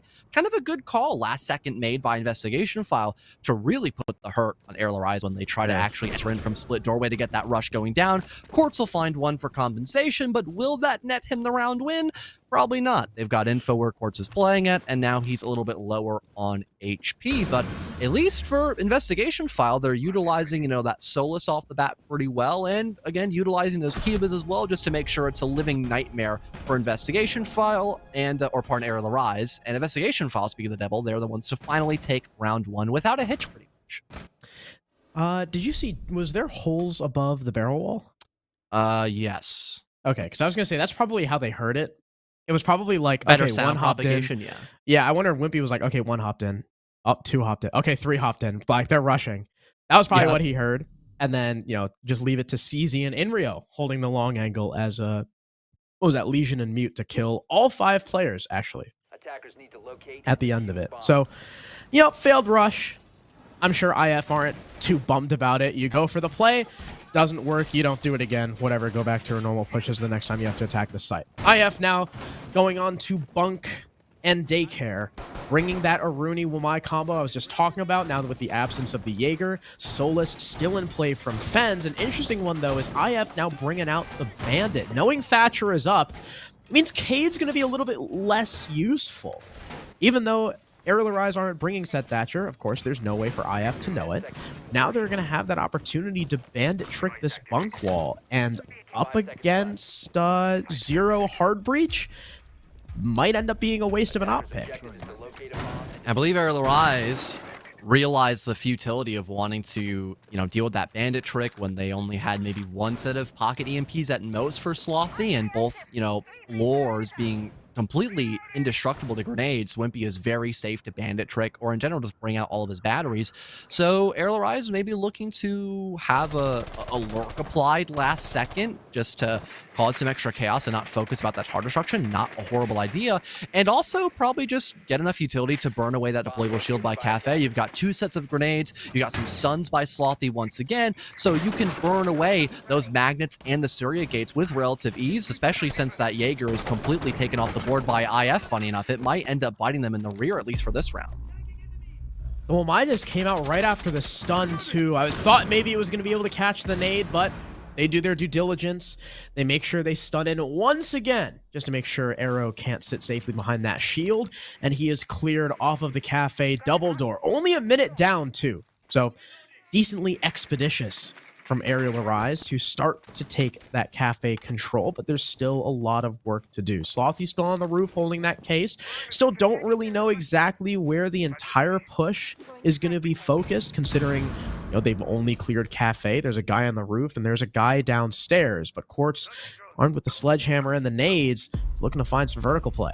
Oh, being tossed up. I believe you have the Solus able to dodge it, though. Yes, Fens is far enough from that blast. He's not going to lose any bit of HP, and Arrow, still playing by yellow, can deny a bit of information as well, attempted to be gathered by Arial Rise, and finally Freak will end up hopping into Cafe itself. Not a lot to deny him immediately, but he will have to worry about this crossfire soon. He's watching the holes. That Fence is about to peek, and down goes the Solus. Read like a book by Freak. Great first pick. 5 versus 4. Nade's still downstairs. Quartz not going to find any kills off of them. Maybe looking to come up Arcade, but Freak tries to push in, dies to Wimpy. They didn't even need the crossfire from Arrow, who's still sitting top yellow. He hears the bar being broken by Quartz, and he's now aware of the player on the staircase. But Arrow's got a lot of angles to watch. Luckily, his team has one of his crossfires. It soon goes down to Slothy, but Inrio's got his refrag. 3 versus 2 as IF hold that man advantage coming into the last 30 seconds of the round. There's someone watching these yellow stairs, but CZ doesn't have to move. Psycho's eventually going to have to take the stand and walk in with his teammate, but with only 15 seconds, they're still looking to clear the Aruni out. In rushes Tra, it's dealt a lot of damage. Psycho drops down and knifes him, so we're in a 2 versus 2, but there's only 6 seconds, and the case is dropped. Finally now recovered by Tra. There's only 1 second. He's got to stick this plant. Wimpy kills his only teammate, and yeah, there's no way he's winning that. IF take round number 2, and they're up 2-0. And I'd have to say, the only person who could really deny those crossfires was Freak, as he was able to tuck into one of those corners inside a cafe, play off of some natural cover, and wait for someone on the side of IF to make that first move, that being Fen. So you have a good start to your attacking half, and you still have that lurk being attempted, but the rest of Investigation File are still able to, again, play for those crossfires, and also make sure that you can't, play at an even playing field as well, with some of those extra attackers pushing in from the outside. Inrio's use of those toxic smokes in the last 50 to 40 seconds of the round was incredibly impactful, as now your arcade window player has to fully rotate around in cafe and cannot assist the rest of those people that are already inside of the building. So now the rest of IF can again take those 2-to-1 gunfights and really solo out where Arial Arise could attack from. Again, both of those attackers that were left alive had to push in from that little yellow balcony, so to speak, that overpass, and that was it. And they were still so short on time because they had to burn through so much utility that IF had. Yeah, and actually the way they played it, I thought that they knew that CZ was there. Judging by Psycho's play, I don't know if Psycho knew he was there, because they started laughing about it in chat. But also got to give it to IF for like how much they put into defending Arrow. Like they had a 3-way crossfire on that guy. They were, the attack was not coming out of that without getting hurt. So we go on to the tertiary site for Investigation File, Initiation Room and Office. Arial Arise looking to put most of their stock in the east side of the building. That's Cash, Dragon Balk, and later in the round, most likely Control. This is the most common way of pushing this site, and kind of why Initiation is the tertiary rather than the secondary, because most of the time you'll see a lot of teams go for bunk either from cafe only, which is hard, or full clear the whole top floor starting with Cash. Whereas with Initiation, 9 times out of 10, you're going through Cash. You take that initial bit of control, and boom, you're right next to site. So it's typically easier for attackers to take here than it is bunk, which is why this is probably Arial Arise's best chance at the first point. And you can still set up much more on the outside for this bomb site of Office and Initiation compared to bunk and daycare. Sure, you have the cafe balcony, but again, there's a lot of other angles that IF can challenge you from to deny you of proper entry into the building. But for Arial Arise, you've got Cash Balk and then the Hatch and Control, which are both very challenging for IF to really deal with unless they want to get hyper aggressive, which can be so risky. And for Investigation File, they've already been punished on Villa for some of that aggression, so they're not looking to be as I guess, assertive. They want to wait for Arial Arise to make that first move, and finally that happens. There's the drop down by the Ayana, but Freak gets the better of Wimpy in that altercation, and now Arial Arise, they've got the man advantage, and they are just slowly starting to poke into the bomb site of at least Initiation. And now that CZ goes down, they almost have full site control. There's one last remaining member in bunk that can make something happen. Arrow gets 1 and a second into control, but the entire attack is shifting. 3 men in B2 looking to blitz their way into Office, but they don't have the case control. Fens the shot on the Tra. He goes down, so it's traded immediately, and there's no chance in hell Arrow's going to be able to get the res. Unless the attack lets it happen. Fens is crawling away and backing off towards Control. Arrow might get this. He's sitting on top of the case, too. He's just worried about his backside, and they've got info now. They know where Arrow's positioned. The drone is still being watched, and Arrow has not shot it, so they can call the swing as well. They're starting to put pressure on him, and in waiting room, Quartz finally does him in. Arial Arise take round number 3, finally, with their first. It came really close. Saying still having to really be forced into that attacking push for Arial Arise. That almost went south for them, but Freak just being a little bit snappier against Wimpy, and that caused so much space to be made. Now you can't really push away Investigation File after they have lost their player in the bomb site. So for Arial Arise to not only find that opening kill, but have the rest of their attacking squad just coincide and play off of that instant control, that boded really well for the offensive side. It forced IF to scramble and just hope for the best there, in that I think it was just a 1vx for most of those last 30 seconds or so. A timeout now being called as well for Arial Arise, because sure, they just won a round, but they know the next 2 bomb sites that are going to be in play, and they really have to pick up their game for that throne attack and the bunk one as well. Yeah, at this point, if you can win that throne attack, you I mean, you put the defense in a bit of a pickle. Now, do IF, do they continue their rotation, go back to bunk, win it, and risk losing office, or do they go back to throne, where the other team has just proved that they can figure it out? Throne is kind of like that defender bastion that you expect to win almost every time you play it. It is a phenomenal defending site. So we'll see if this timeout does its wonders and Arial Arise win the round immediately off of it. They'll be bringing the Thatcher, Thermite, and Ace. So plenty of hard breach at their disposal, which is definitely a change from their previous attacks. Funny enough for Arial Arise as well, they've got almost a perfect read as to how IF are going to want to defend this bottom floor bomb site because, the saying goes, if it ain't broke, don't fix it. So IF are going to roughly run the same thing they did back in round number 1. And then for Arial Arise, they went for a fluke strat, just kind of a one-off thing you do every now and again, maybe rushing in the first round just to get a win for free. Now they are completely changing up how they want to look at this bottom floor attack. They might not opt to clear out a plethora of that top floor, at least enough to where they want to get vertical down, but moving down into that first floor, they've got tons of hard breach. They've got quartz on the Maverick to maybe get some nice positions to just, really push back IF in those power spots for their anchor, but also having Slothy still to maybe get, one of the two walls opened up and through either maintenance or back into barrel if they want to try that again. So the options here for Arial Arise almost seem limitless unless it comes to vertical, and then IF, they're just running the same thing they did back in round number 1, like I mentioned earlier. Yeah, the swap to drop the Ace in favor of a Thatcher Maverick combo is definitely interesting. Arrow just runs right past an open barricade without a care in the world and almost dies. That was a little odd from Tyler Arrow R6. But he lives to fight another day, so, whatever. It's not a loss of life. Arial, though, placing a lot of faith in this top floor clear. The only, not really a concern. The only thing that kind of sucks is even if they do end up getting this top floor clear, they'll probably only get one kill from it, if any. It's really easy to fall back off this top floor roam. And once they have this top floor control, they can't really do anything with it. Like, yeah, you've cleared the roam. That's all well and good, but they don't have a sledge or a buck to clear out the entire armory side. You know what they do have, Harrison? One breaching charge, actually, sorry. Trawl just popped a second one. So that's big. You can really get a lot of ground cover from that position. But yeah, I was going to say, Arial Arise, I mentioned this earlier, they might only clear out the roamers to a certain extent to get some control to put down those air jabs in the hands of Psychosis, and then they focus on the bomb site itself. So that's not a bad play. Playing into your strengths, a good call for Arial Arise.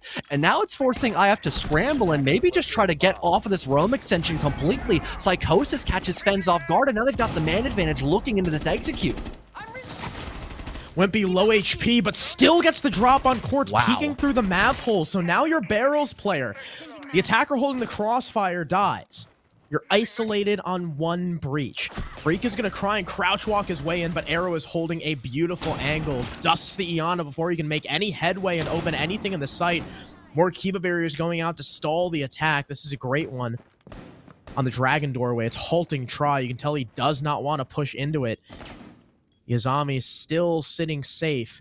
And now that Arial Arise's initial attack has been dealt with, they don't know what to do. They try rotating Psycho over to get that crossfire drop on the Maverick, but Inrio's watching the window. Now you're in a 2 versus 4 with no control. One open breach. The Thermite now dead because he misses the shots on CZ, and Traz alone in a 1 versus 4 with only 8 seconds to play with. Tries to go for a 360 for style, but Enrio does him in with the C4. That was a beautiful round from IF. And Arial Arise, again, they were trying to play into their strengths. They force back the roamers over from control room and cache. They get some air jabs, so now their flanks covered, and they get an opening kill. That's good. But what I mentioned earlier, again, having that Maverick for some, extra pressure points, it wasn't enough to force back Wimpy because he doesn't have to worry about maintenance and barrel at the same time. Because he has Kiba barriers. He pops one of his, main gadgets over by the throne half wall, and then he just turns around to take a 1-for-1 gunfight against the Maverick. Now that that's gone, everyone can just look at the maintenance breach and then maybe Dragon doorway as well, because there's nobody else lurking on that round. So it was basically a funnel attempted by Arial Rise, they realized how futile that funnel would be into maintenance when there's so much utility saved up by IF. They try to rotate someone back into barrel, and Inrio is already anticipating that. He hides in a rack corner that no one's going to want to check in the last, 40 seconds of the round. He gets a freebie, and now it's two people trying the same funnel that IF is still prepared for. It was a fantastic adjustment mid-round there for IF, and yeah, like you described, peak Azami play. That's why she's so strong. That's why Azami is so good. Angle isolation. Now Arial Rise go back to, or sorry, not Arial Rise, but Arial Rise will have to now attack Bunk for the second time, and well, for the second map in a row, John, we just saw a team lose the round directly after their timeout. So, does not bode well for Arial. Especially now that IF know that their throne is solid, they don't have to defend it again. Oh, and B knows. Yep. Oh, I was gonna say, no. $5. He heard Psycho get off the rappel, and he's like, I'm gonna wait just 3 more seconds and pop a C4. Here's the Thatcher right on top of the hatch, and just single button press. There's an opening kill on the Thatcher. So for utility burn, there's a very limited amount of that, and that's only in Slothy's hands, and I believe he's trying to get a lurk going down. So I'm not too sure how Arial Rise are going to burn through both those magnets and then the deployable shields plus Surya gates that are built all around those power spots. They might just be screwed trying to get rid of Era's position. Yeah, there's not a lot to deal with him at all. I mean, there's a Wamai disc covering that angle. You're not going to get that nade for free. Though there isn't a second. Smoke now comes in, ensures there's no more burn to be done. Second nade goes through, but it gets stuck. It doesn't nab the shield. Arial are now floundering without that Thatcher. The Twitch at least picks off some of that utility. Quartz has more grenades that he can throw towards this shield. An impact goes out, does not deal any damage. So just like the attacker's nades, arrows will miss as well. He is taking a dangerous fight against Freak. They've already got the man advantage. They're burning the time. The last thing you want from Arrow is for him to die on a stupid peak. And Quartz is trying to use his nades underneath as well. Okay, this shield might in. just be impossible to remove. Yeah, Freak, he's got to get active and just hope the smoke has fallen, or at least the Wamai has fallen far away enough where he can get in the building and try to net a kill once he bounces back on the shield. But, oh, the tandem in Cafe does not bear fruit. Arrow works his way back to the shield, isolates Slothy before Freak can go for the refrag. Eventually, he'll lose the fight, but the damage has already been done. 2 minutes wasted and a kill from Arrow. CZ finishing Freak, finishing what Arrow started, and leaving Quartz in a 1 versus 4. A nade from below does a lot of damage to CZ, but damage is all Quartz will get. Breaks the barb. That's going to cue the shotgun from Inrio. Does a lot of damage to Quartz, and they'll finally finish him as he looks up, distracted by CZ towering above him as that 3 armor Aruni. So another fantastic defense from IF, highlighted by Arrow, who is having a much better map.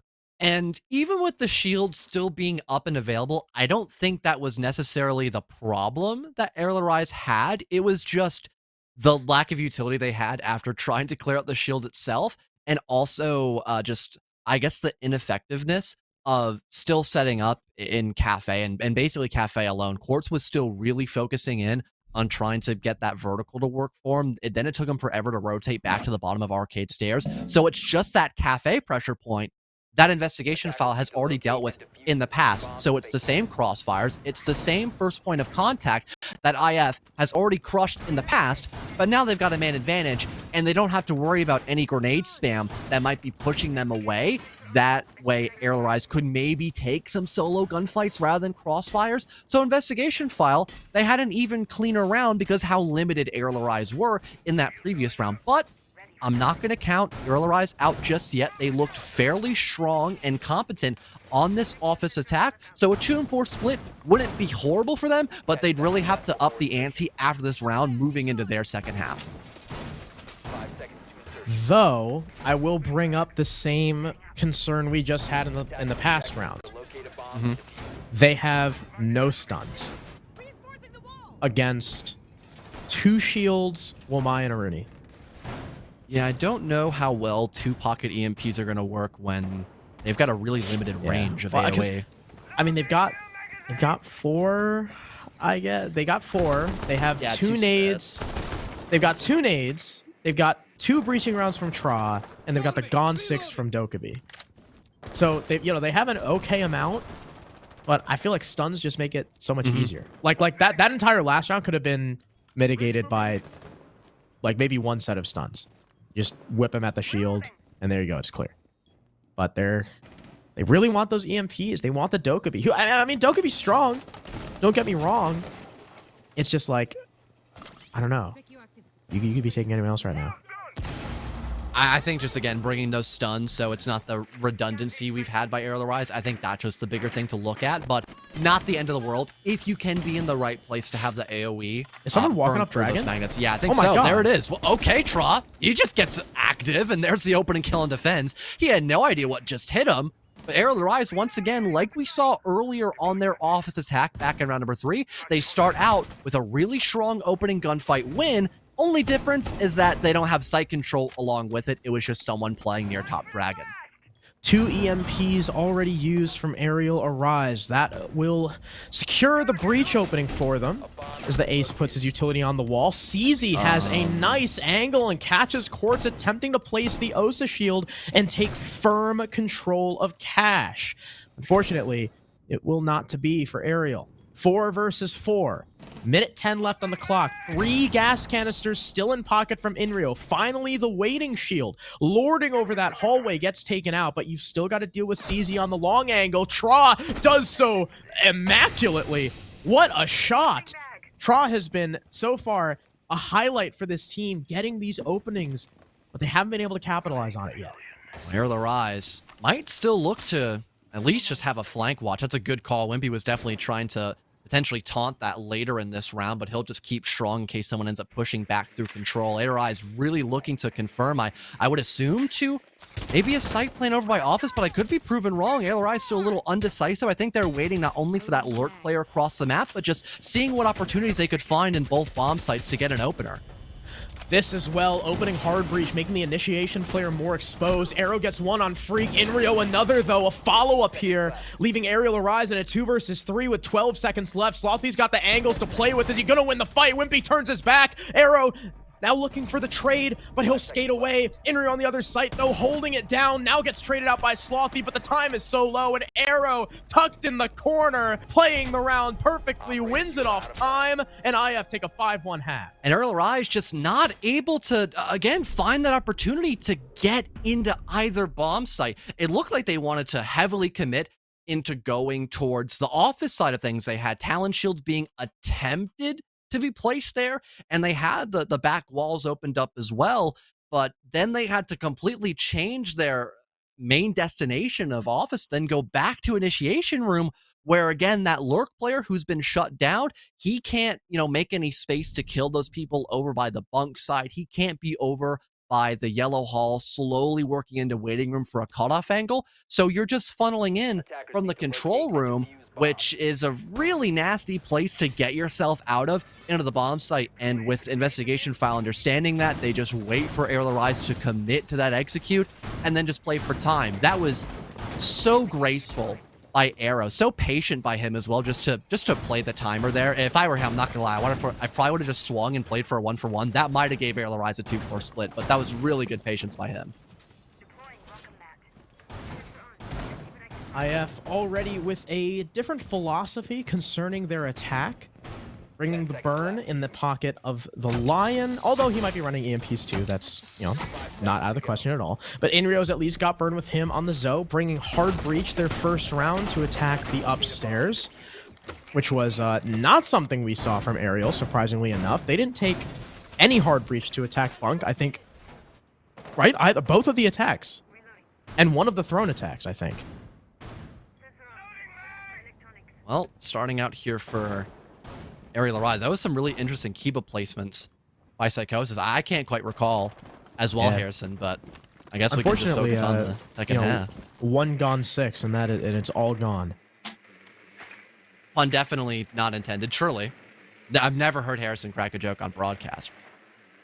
I just have to digress. I'm serious all the time. I mean everything I ever say. Yeah.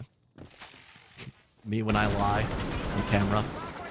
Never done that in my life. Investigation there it is. file. Yeah. I called it.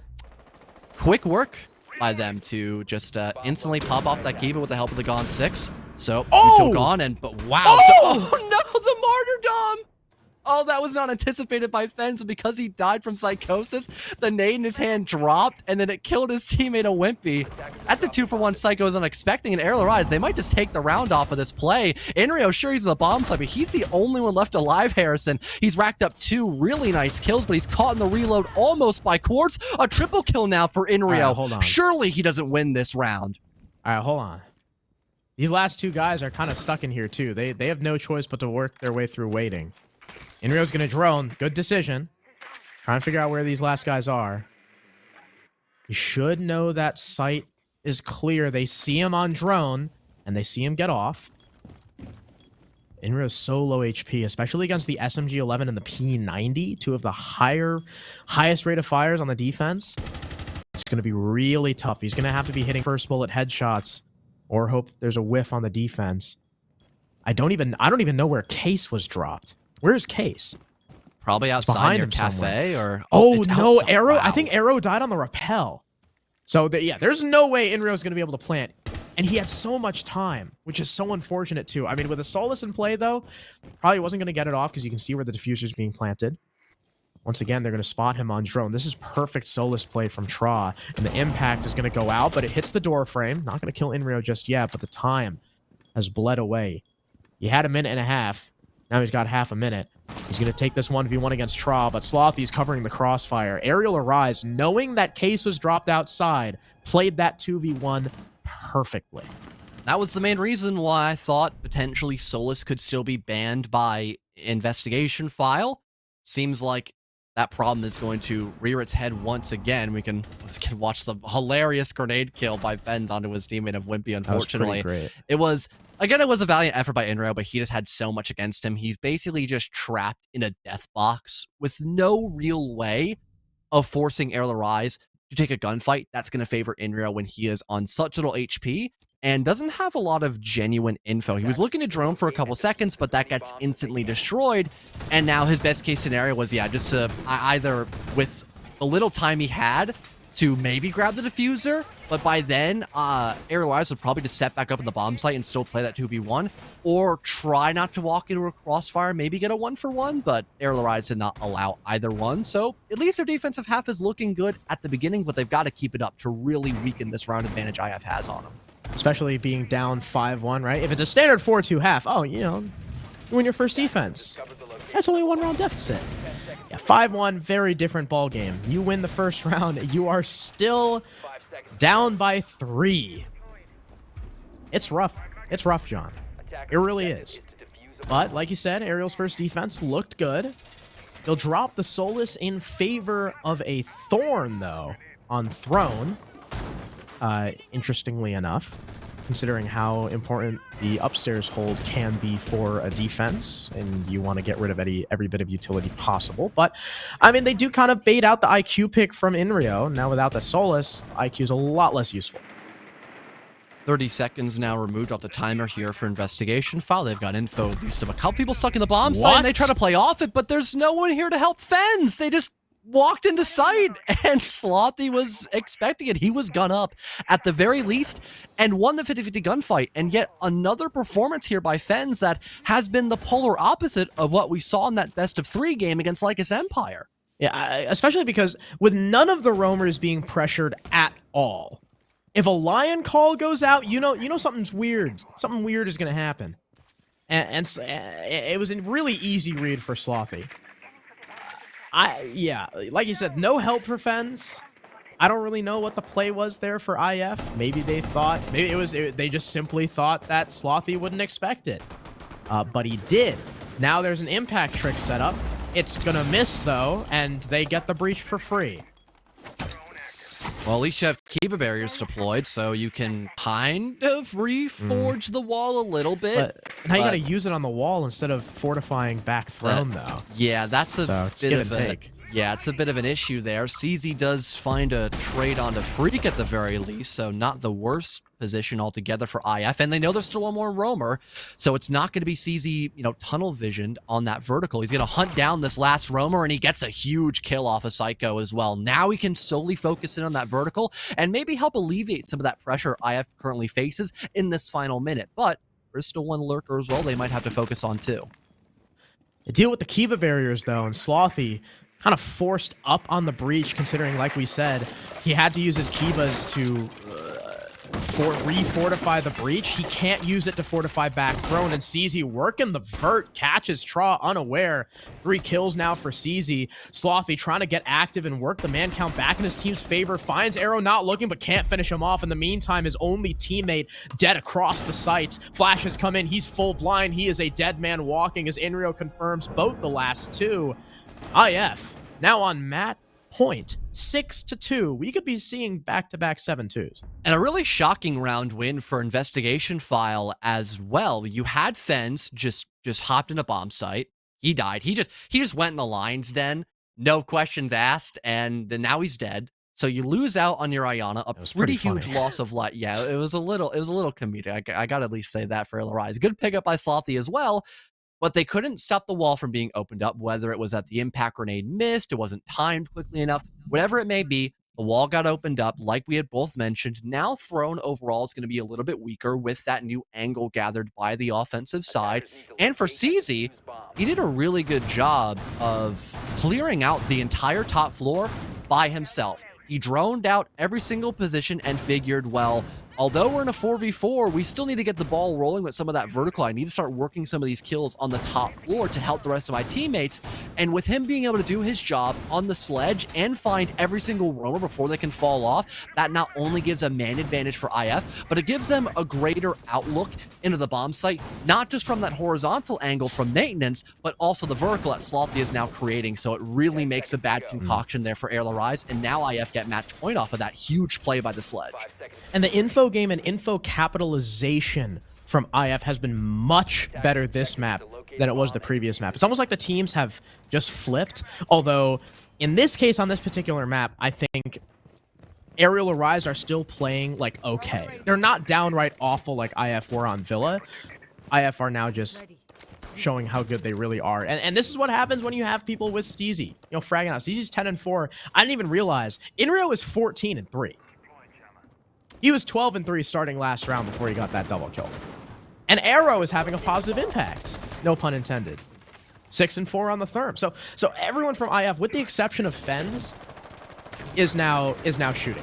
And that's what they need against a squad like Arial Arise. And it's been working wonders for them. It seems like they have Theme Park figured out pretty well. Arial now looking to defend Initiation Room, their tertiary site, still bringing that Thorn and still dropping the Solus for whatever reason. Say it hasn't been a make or break operator for Arial Arise, so I can't really fault them for that. Maybe having, an extra shield available here for Arial Arise could be huge. And again, those Razor Blooms still gather huge information. There's a big play by Psychosis, but the grenade will catch the tail end of him, so it is a trade. CZ's just by Arcade Balcony and swings back on a Freak. What a power play by him, and now they're looking to just begin this clear looking in the bomb site. Slothy just not prepared for Inrio to swing him like that, and IF are now up 2 players. All right, a bit of a blitz clear there for IF. Even though they lost the first man, they are not to be trifled with. Quartz and Tra left alone at a 2 versus 4. CZ's very lit, though. 1 bullet from the SMG-11, or 1 puff of the smoke's toxic gas, and he's a dead man. But I like that IF are slowing things down, knowing that they have such a great man advantage. They do not want to give this defense 1 versus 1s like they did in the previous map. They're droning, confirming the position of Quartz and Tra. Now they know where both these players are. They can start working the picks. They know Quartz is isolated inside of Office. Tra's on the other side. A couple pings going out from the IQ. Arrow swings the breach perfectly, takes Quartz out. Now they know Tra's got to be in control thanks to that kill. In a 1 versus 3, the Plant not going down yet from Arrow. They're hunting for this kill. He's going to go right around the corner where Tra can't see him, and there's 2 players covering the doorway, but CZ dies. Fens can't get the trade. Now might be a winnable 1v1 for Tra, especially because Arrow's stuck in the corner, but with the full blind, Arrow skates out of there. 30 seconds now for Tra to hunt down these last 2 attackers. Now that they've retreated to their post-plant positions, he's got info, but he doesn't have time. The time is ticking. 20 seconds now remaining. He's got pings on 1. Fens is looking the wrong way. Arrow's starting to back off, but he's not looking the right way either. Tra's not going to swing the right direction. Arrow's now tucked in the bathroom. Tra's got the pistol out, and just as he switches, he crosses into Arrow's line of sight. It got hairy there for a sec for the attackers, but Tra can't put it together, and IF send us to map 3. Tra really giving it his all, though, in that 1 versus 4. I loved how he realized how easy it could be for someone to lurk from the control hatch to try to just shoot him in the back. So he takes care of that 1v1 threat off the bat, and then begins to focus back into the bomb site and still playing off natural cover of that hard wall between control and the bomb site, then moving into pillar, still trying to hunt for those 1-for-1s. But investigation file, the second they realize that the Wamai is trapped there and they still got a 2v1, they just force him out with those stuns and then back away. They're just forcing him on an active hunt, just wasting more and more of those precious seconds, which Tra already had little of. I think it took him about, 15 seconds or so just to get into the bomb site once the plant had gone down. So wasting another 15 to 20 just by rotating in a bathroom, that really did set the round in stone there for IF. And also just the general element of surprise that they had too. It just didn't seem like Arial Rise was prepared for that kind of aggression that not only CZ had, but their grenade player as well had. I don't even think that was CZ who found the refrag on a Psychosis. Actually, no, it might have been. I thought it was Fens. Fens was on the Fens was on the Iana. Mm-hmm. I'm pretty sure it was Fens supporting Livy. But either way, IF, a huge bounce back. I mean, Arial definitely didn't look like they regressed. It just looked like Arial weren't completely comfortable, especially with attacking Theme Park and the step-by-step process there. IF looked super comfortable almost everywhere they went. Standout performances from CZ and Inrio as well. And from the team as a whole, I mean, everyone, again, with the exception of Fens still had some impact here and there, but the rest of the team, waking up, finding impact, making sure that Arial, we're going to start uncomfortable and stay uncomfortable throughout the whole length of that map. But that is both our first maps, both teams winning their opponent's pick, and it sends us to Clubhouse, where, there's more to talk about once we come back from the break, so don't go anywhere. We have the last map of the night, the tiebreaker between these 2 teams, just after this. Pollard's on a double, though, and he finds a third through the smoke. Just enough. Getting it to 3K with the ult. With 3 seconds left, final lands the pre-fire. Nobody can kill him in time. And he clutches it out. What a play from the alibi as the lobby player goes unchecked.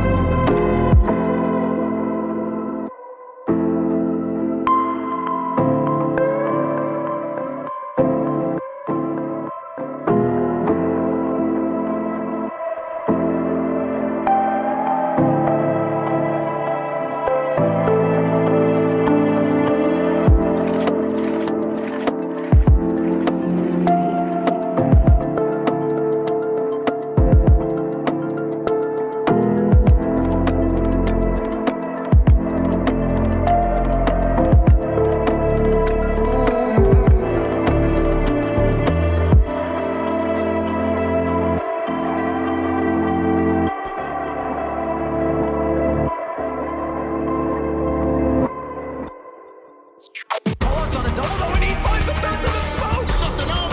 Getting into 3K with an ult. With 3 seconds left, Final lands the pre-fire. Nobody can kill him in time. And he clutches it out. What a play from the alibi as the lobby player goes unchecked. Welcome back, everyone. Back-to-back 7-2s on Villa and Theme Park, each team winning their opponent's map pick, and it was quite the bounce back for IF. And everyone really bounced back for IF, besides Fens, I suppose. We were talking about his entry stats, and he was just struggling throughout both map 1 and 2, about 0-8, roughly speaking here, for himself, stat-wise, for entries. So hopefully on Clubhouse, that could change. But the rest of IF, they were just popping off left, right, and center. I think Inrio had racked up 15 kills on map number 2. And at least for freaking Quartz, 2 players who were very successful back on Villa, they really couldn't find their stride whatsoever in map number 2, which had a major effect against IF completely. Yeah, much more awakeness in total. For IF, their trade game was on point. Inrio having a hell of a game, 15-4, 12-5 for CZ. Arrow stepping up 3-4, that was windy. 8-4 for Arrow. Meanwhile, Traz 8-7, that's all well and good, but no one was really up there with him. I mean, Siege, you know, we always say kills aren't the complete story, but they still matter a whole. You still gotta get kills. Quartz 2-8, Freak 4-9. Like, especially these two guys that were doing so well on map 1 and who historically throughout not only Arial Arise in Challenger League, but Arial Arise and SCS, these two guys are almost like win conditions for this team. You can't have them slumping now in a do or die match. Yeah, it is still a tactical shooter at the end of the day. For the decider map, though, of Clubhouse, that's definitely one that's masked in a bit of mystery, it seems. As you know, back in the day for Arial Arise, Clubhouse was definitely one of their stronger maps. You would call it the Freakwalizer map because Freak was really good. It was the freaking tone show back in the day. So hopefully he can, you know, find some of that power once again going on Clubhouse, which is a fairly default map. But just the general mid-round presence that we saw by Arial Arise on both their attacking and defensive half, it wasn't really there. They might start out with a really solid entry, or they might still be able to enter in the building, but in the aftermath of that, they've got crossfires to be concerned about. Their lurk player would just take too long to set up. That usually was Quartz, so I guess a direct correlation from him going negative and then not being all that successful with his, you know, lurk style of play on the sledge. So a combination of that, it allowed IF to just kind of, you know, start out at a sprint in this dash for the first half, and then just kind of follow up with a couple default round wins on their second half, similar to what Arial Arise did back in Villa. Yeah, and looking forward to Clubhouse, it's an interesting battleground. We know how Arial is on this map, like you said, right? They used to be pretty good on it, and then in recent times, not so much. It was the only map they lost to Luminosity in the semifinals game in CL Finals. They lost it 7-1. So they got thwarted, to say the least. They lost it to Vipers 7-2 on the last play day of the season. I think they played it once more in stage 3, and it was like also a loss.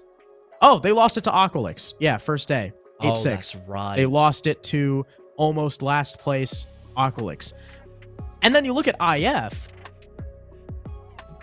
The last time IF played this map was stage 2 of CL, at least in a league setting. The last time IF played this map in a league setting was stage 2 of CL, when they got 7-0'd by good Aqualix.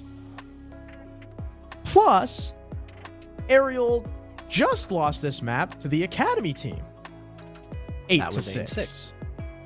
So, unfortunately, off stream. Yeah, so a map that Arial's not good at, and a map that IF haven't played in... when the hell was the last day of stage 2? The last day of stage 2 was July 23rd. A map that they have not played in 4.5 months. That's given some time for a new meta to completely arrive.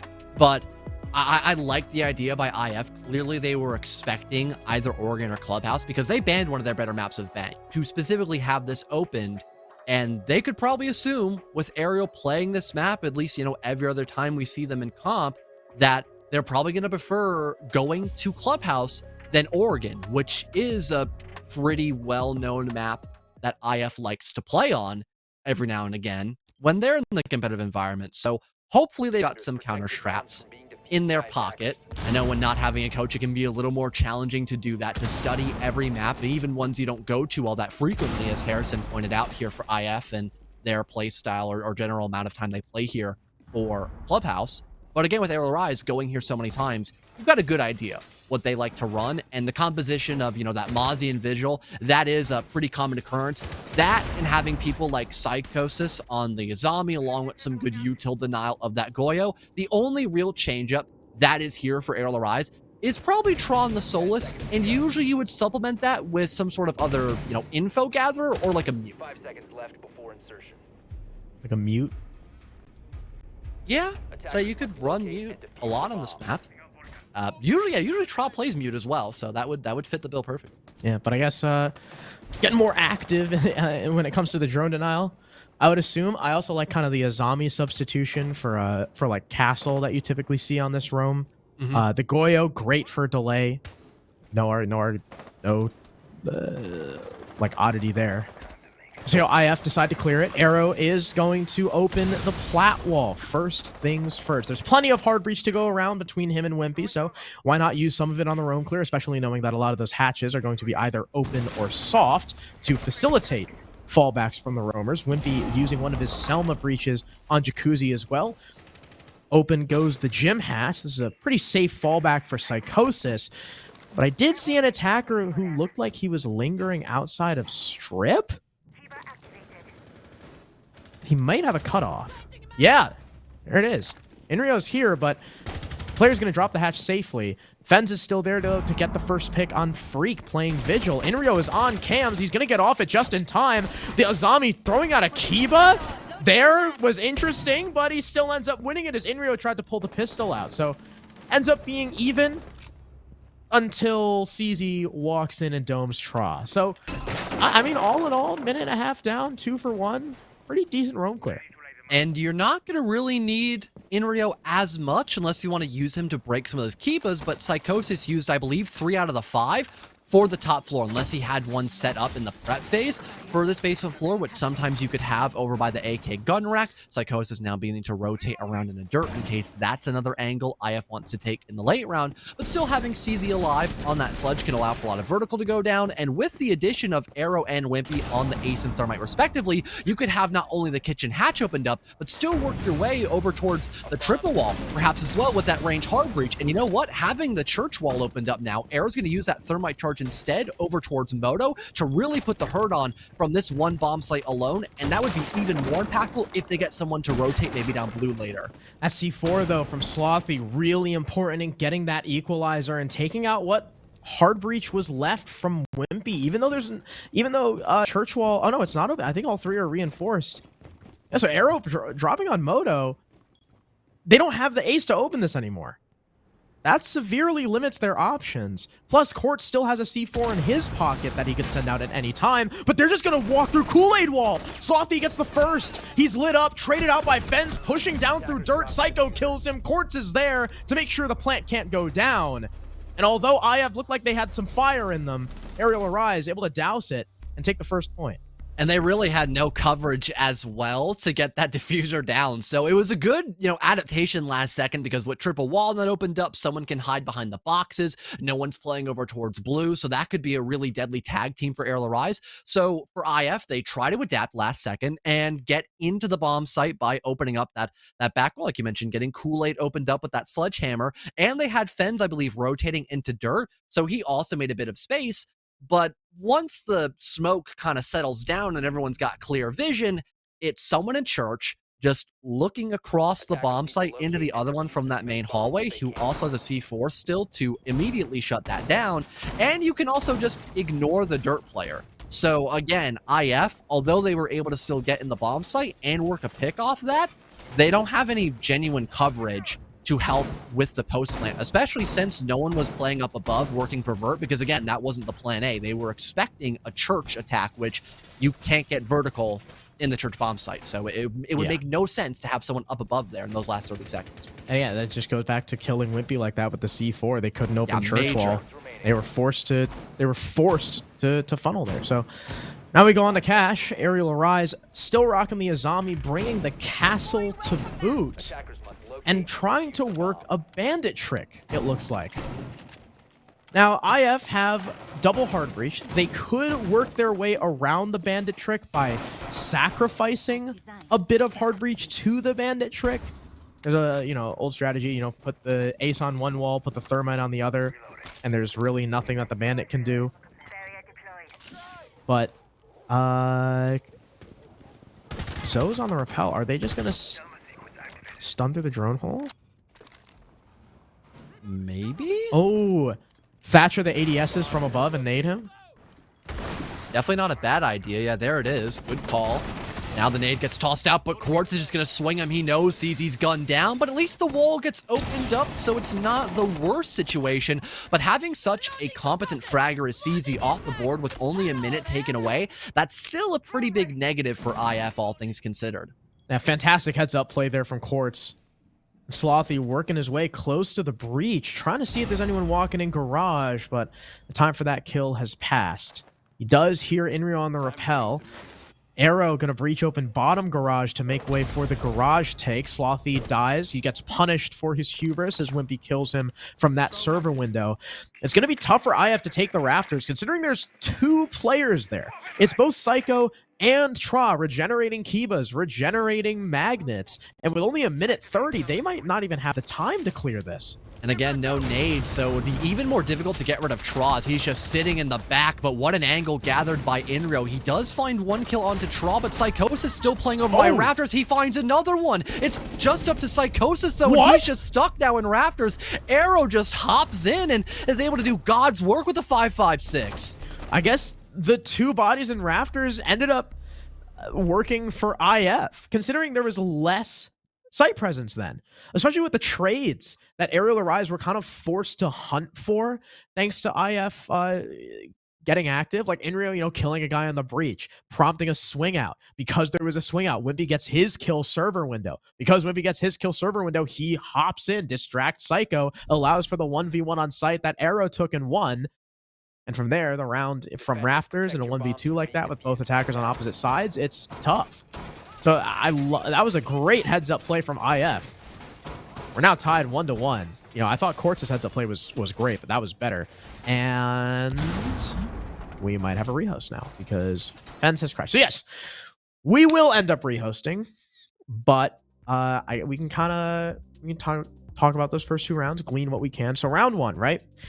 Round 1, the roam clear, I think, from IF was actually pretty good. Like, Fens got his opening pick. Inrio, I think, just didn't expect Psycho to walk into strip at him and challenge him, and that was just kind of a weird fight. Because, right, the only body they lost on that roam, they got 2 kills, and they just lost Inrio to a weird fight. The site execute, though, losing the hard breach, I think that was down more to just a really good kill from Arial rather than IF not knowing what to do. Because we just saw, with all their bodies up and with all their utility available, IF made a fantastic call there. And then moving into round number 2, again, it was a good heads-up call made by Investigation File, but they were still in a better position once you had the Thermite, pushing into that middle server area in CCTV, because now you can avoid Psychosis, who was, again, the big issue for that round, not having anybody CCTV window, not having enough people to, push back Psychosis. You have to find a way to close that gap. And luckily the Thermite did so. He killed the guy playing at the red doorway. He's got that natural coverage, so he's got a bit of room to breathe. And now the rest of Investigation File can also continue to set up and have more people focusing on Psychosis, as he is just like in the back of the building, just hoping that someone walks into him, basically, with an advantage going his way. That's unfortunately, it's not going to happen. Yeah, I guarantee too, if Wimpy hadn't been down by Psychosis, like, he would have either won the fight or they would have been just going for plant.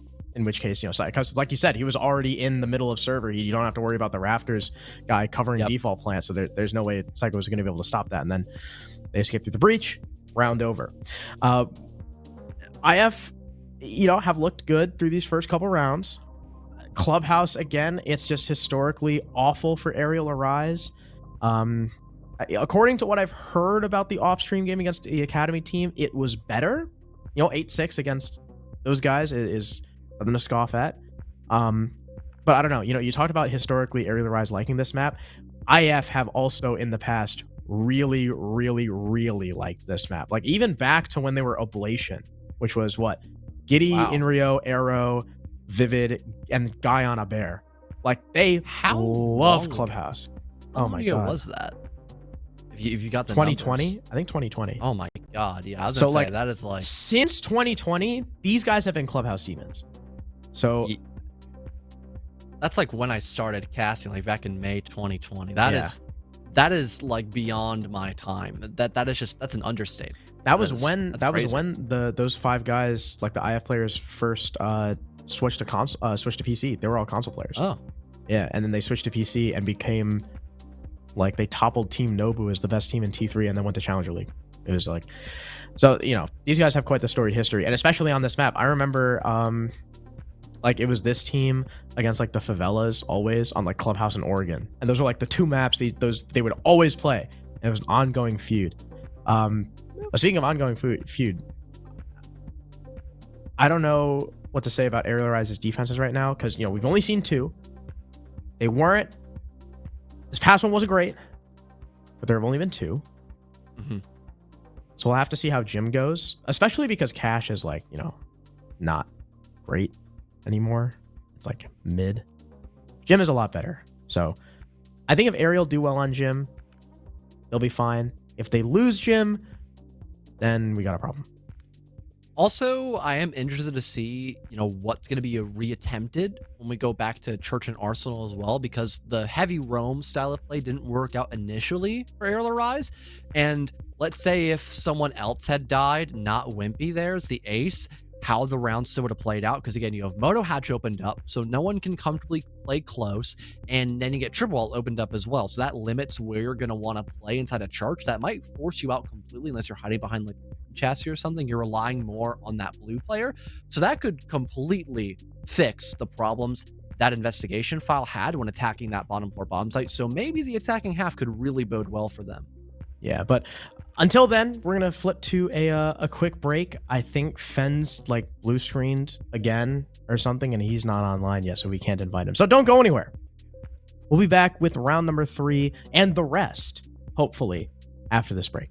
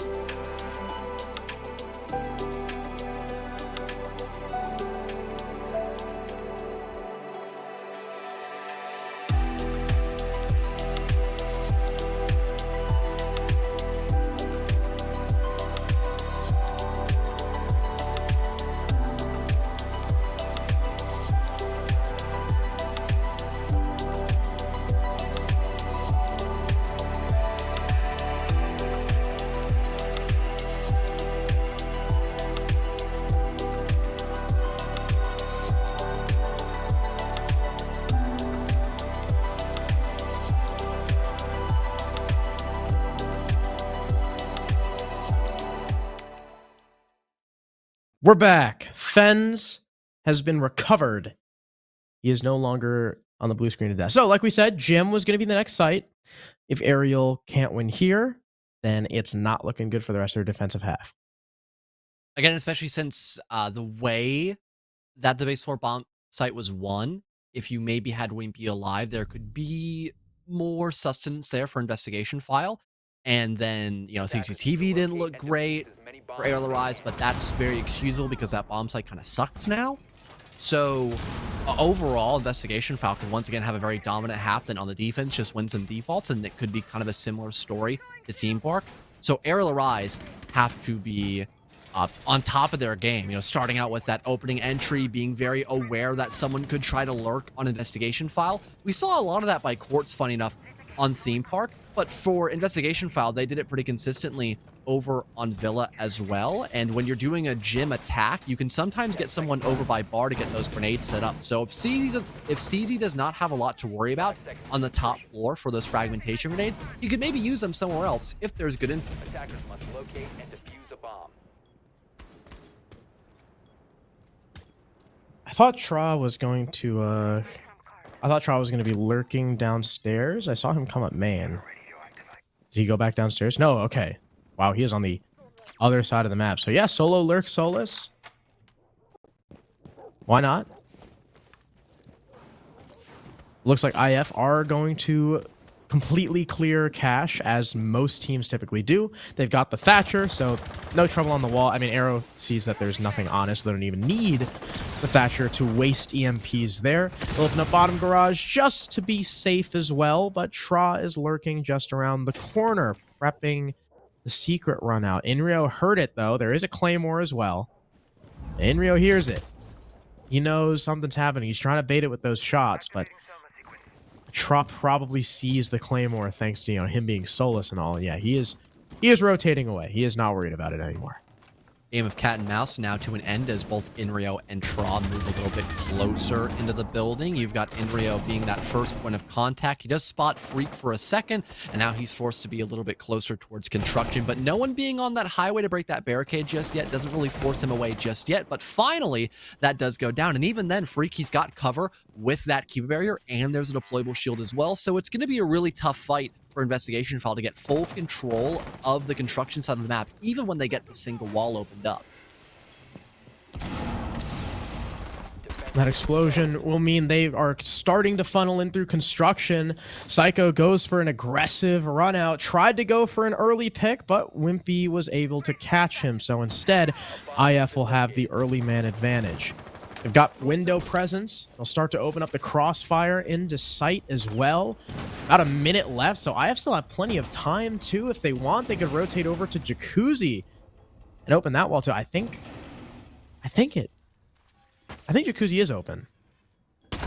Pretty sure it's been at least used up by the exothermic. Good drop down by CZ, even having backup by Inrio, so no confirmed kill just yet for Arial Rise. But Quartz, the rotation with that Nitro Cell could maybe find the impact on CZ, and there it is. One confirmed kill finally for Arial Rise, but they've got so many angles to worry about in this 4v3. 3 versus 3 now as Slothy claims 1. Wimpy with a quick refrag. They know about the Roamer trying to come back up main stairs too. And Quartz with no C4 can't do anything about this plant. Tra trying to flank in through Con 2 just where the attackers had came from.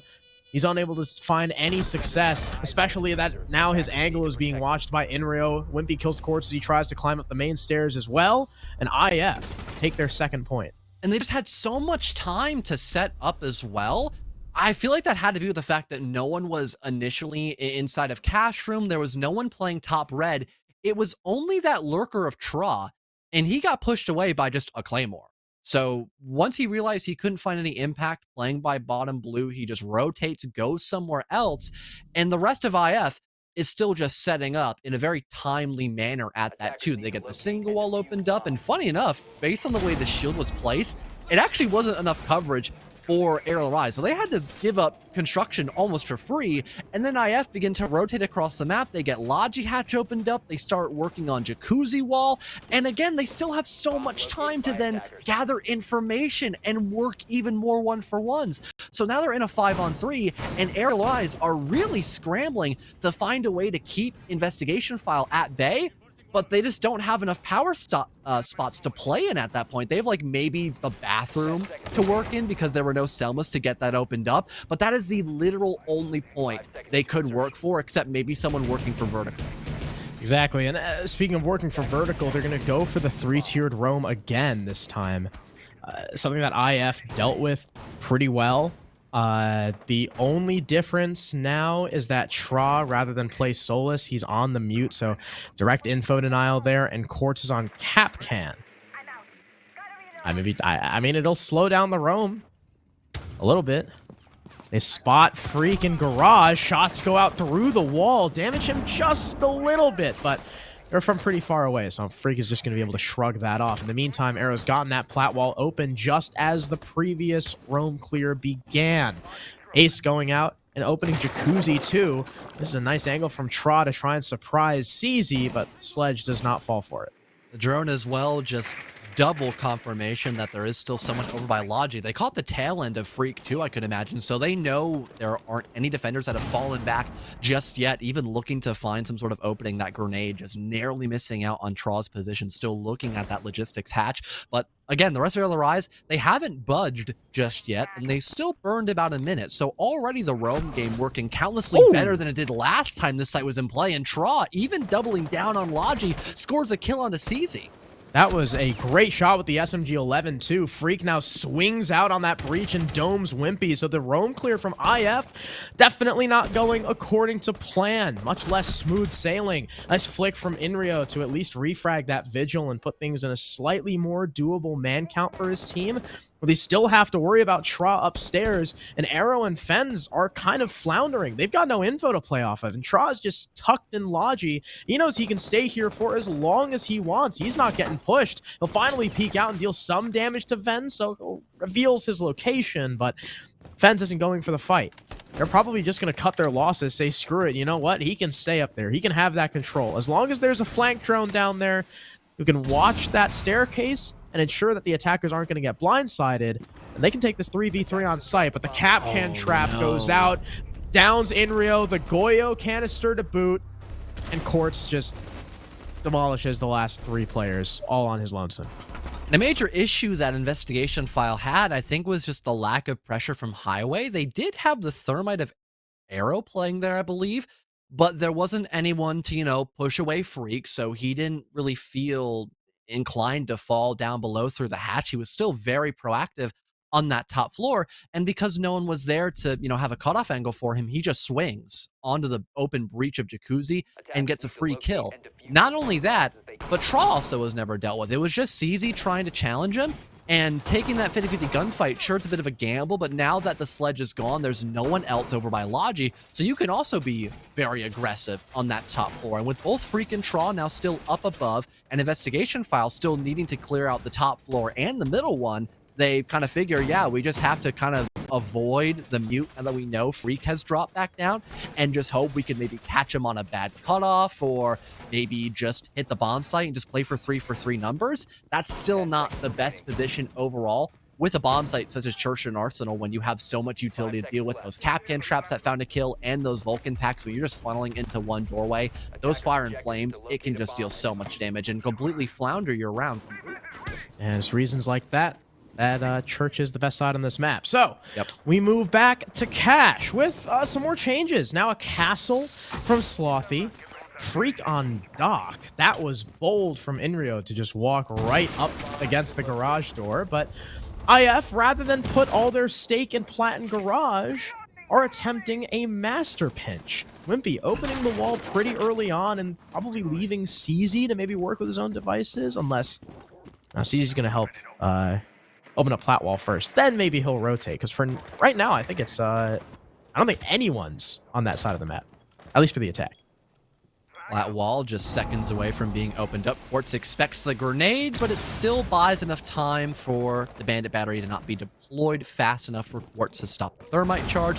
Inrail will now hop back inside, as CZ might be looking for a cheeky grenade pick with the last frag he had in his pocket, but no one was playing close towards the green box. Therefore, it's still that 5 versus 5. All things considered, though, this is a slightly better position than what IF had last time the site was in play, because they'd already lost CZ by the hand of Quartz. So now there is no opening kill for Arial Arise. It's still the 5-on-5, and all the walls get opened up for investigation file, both from Plat and now Garage, I believe, too, as we just heard that exothermic rattle off by Arrow. So now they can start really poking and, you know, piecing apart Psychosis playing in Rafters. So they have both a Master Pinch and the beginnings of a Garage push.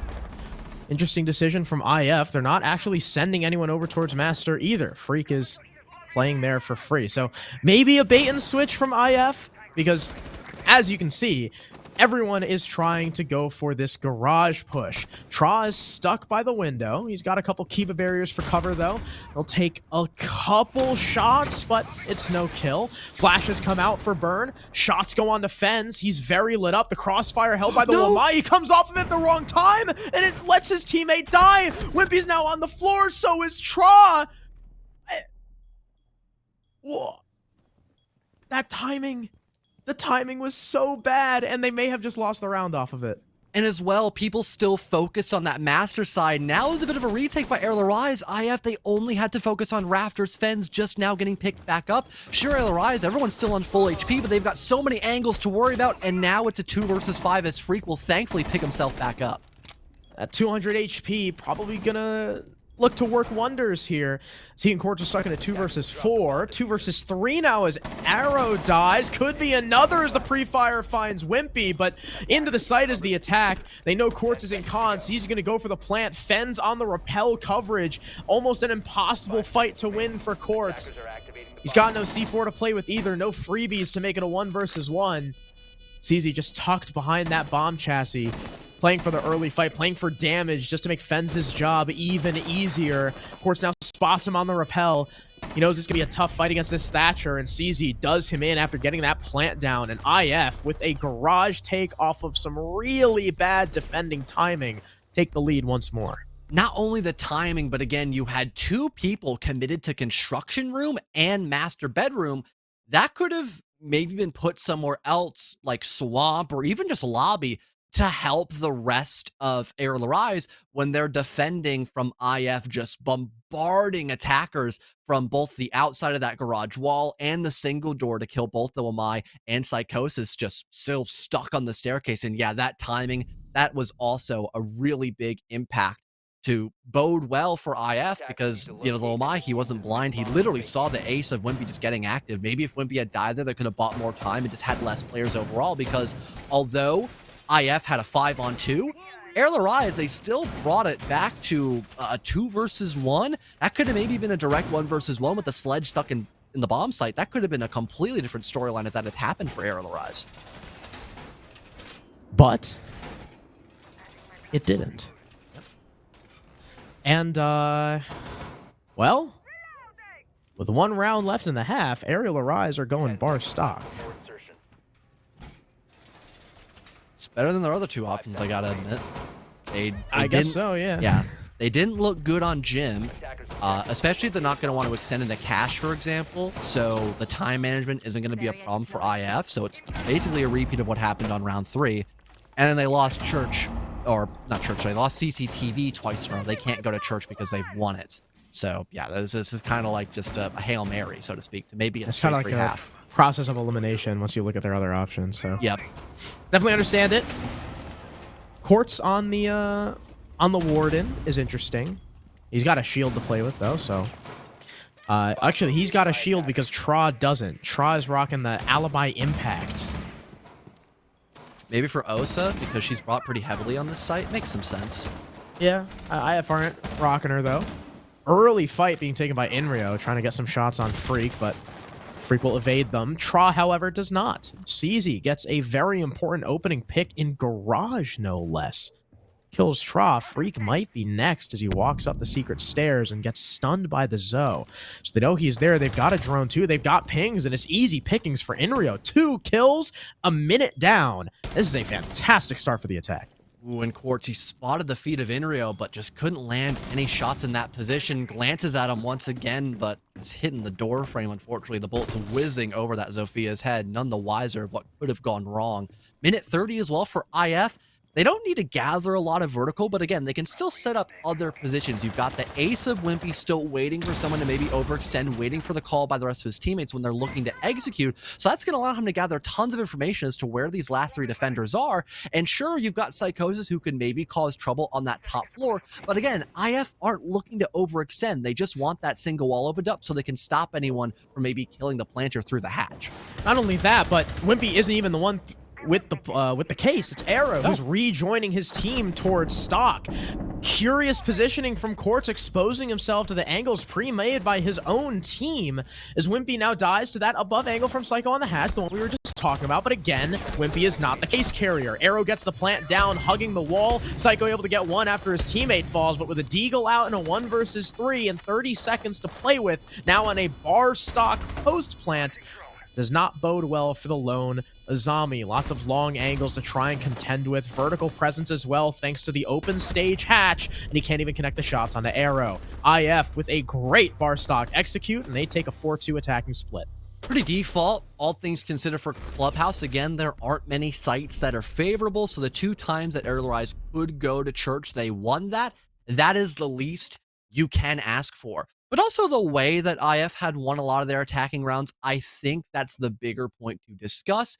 Again, Arial Rise weren't looking to challenge anything too early on, except for maybe the last round where Trot overextended into CZ and Enrio found a kill of just playing outside near the double door, heading into main lobby. That was the only, I guess, example of over-aggression by Arial Rise. The rest of the time, they were very passive, just holding lighter angles, really waiting on IF to get into the building and start getting those angles opened up for them. But that became a double-edged sword because now IF, one of their biggest issues of having bad time management, that no longer becomes a problem because they clear out the main part of a default roam in like 30 seconds or less because there is no roam there. So it gave them more time to work separate angles, which they did seamlessly. Again, you had a lot of lurk positions like last round with Wimpy playing over by Strip off the bat. You had someone still playing above for the cutoff angle so no one could, kill the planter. And they still had someone outside, I think, too, at one point. Yeah, all in all, the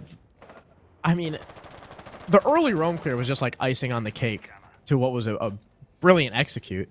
We'll see how IF fare on their defense, though. They'll start with Jim, interestingly enough.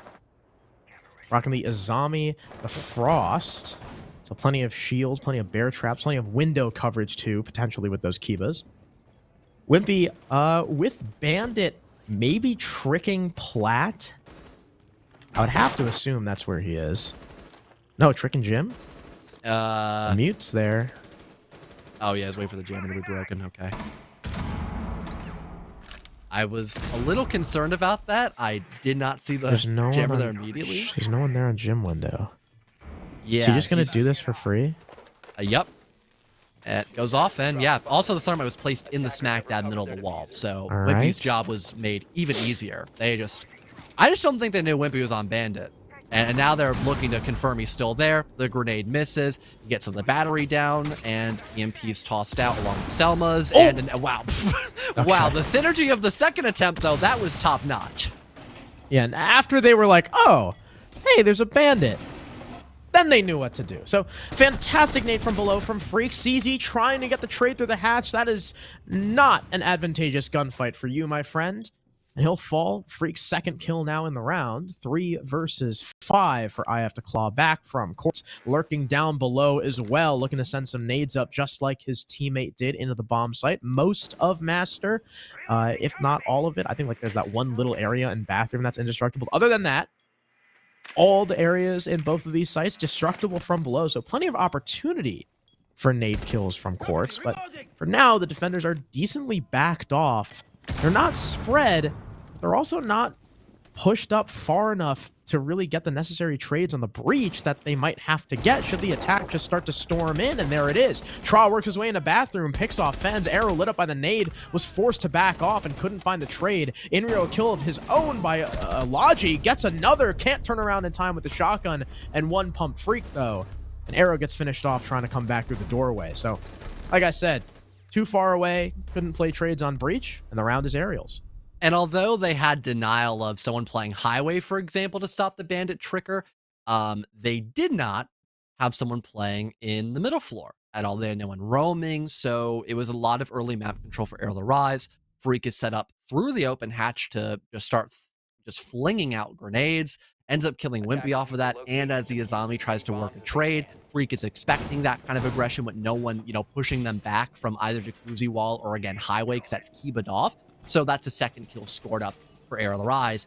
And now Investigation File, with the present threat of Jacuzzi Wall being opened up and someone probably pushing in from main stairs shortly, they're kind of forced to immediately fall back, and they can't even go rotate underneath to maybe have a C4 and general vertical stop a plant, because there's still people underneath. That's how you lost your first 2 defenders. So very limited options there for Investigation File, as Ariel Arise just take full advantage of that lack of a realm presence. Now, we're going to see the exact opposite. We're going to see a lot of roam presence from IF. They've got the Vigil. They've got 2 bodies upstairs. Arrow able to hunt that drone and track it down in Jacuzzi, I think. Or, sorry, not Jacuzzi, in Strip. Yeah, CZ and Wimpy are the 2 players upstairs, leaving Fens and Inrio to fend for themselves on the site. Ariel Arise doesn't look like they're gonna be rushing here unless they pop open the blue hatch and Freak walks down. There's the breaching round going out, and Slothy doming Arrow to pick off the Vigil. Major opening frag confirmed by Ariel Arise. CZ, though, is able to at least net 1 onto Freak, so things do slow down a little bit as Ariel Arise. Sure, they could have maybe tried to rush towards blue, but now that there's a Legion just sitting right above, it's going to be a little more challenging to do so unless they want to really flush him back. Seems, though, for Ariel Arise, they still have tons of opportunity to work that vertical, having Quartz on the sledge, and having enough hard breach with both Traw and the Buck with secondary breaches and Slothy on the 8th that they want to more or less go for that church execute that we saw IF attempt on both attacking rounds when that site was in play, while also maybe having someone, rotate around last second. But no, I think they're just going to hit the bomb site from Moto alone. Probably identifying the fact that, hey, there's still roam presence. That means there's less on the site. And with Inrio dead, this is tough for IF. They've got to start coming back. It's all just Fens, the Jaeger, trying to hold it down. I think Wimpy is finally back on site. CZ stuck in blue here, challenging Moto. And the last gas canister Inrio was able to send out before he died is the only thing keeping this attack at bay. CZ kills Psycho as he tries to claw his way in, but Quartz instantly refrags. Fens just around the corner from Tra, tucked behind Minibar. The Moto drop heard from Wimpy, but he doesn't look the right way. Tra picking off Fens as well from above. And IF, they get back to site in time, but they don't find the necessary kills. And the best bet that Investigation File would have had in that retake is maybe getting someone by bar and then utilizing that hatch presence to their own advantage and playing over by main stairs as well to hit a flank, as with Ariel Arise, stacked up by triple wall and just hopping into the bomb site, they can take care of blue pretty swiftly. But with Tra, I think, on the Buck still playing above, again, that nullifies the only major counteract or counterpoint that IF could really use to still win the round. Ariel Arise, once again, just taking a calculated risk and able to just kind of run with it. Now they equalize the scoreline, and a timeout is being forced because of that, as IF realize that they really just cannot keep up with this act that Ariel Arise is putting on. Especially losing 2 rounds in a row in your clubhouse defense. The 2 rounds you're usually supposed to win, Gym and Church, what people now see as the better sites on this map. I mean, I agree. It's now a tie game. You've lost the 2 primaries. They'll go to cash. Try and work their first round. They're bandit tricking again. But with how Ariel cleared the bandit on Jim, I don't think Wimpy's going to be able to do much here on cash. Also, with, again, the way that Ariel Arise has been attacking, if no one is roaming all too heavily on the middle floor, at least, we could see some major issues found and then capitalized on by Ariel Arise. I could imagine that for Wimpy, he's really harping on someone, maybe like Arrow to be playing underneath so he can just do his job as the bandit.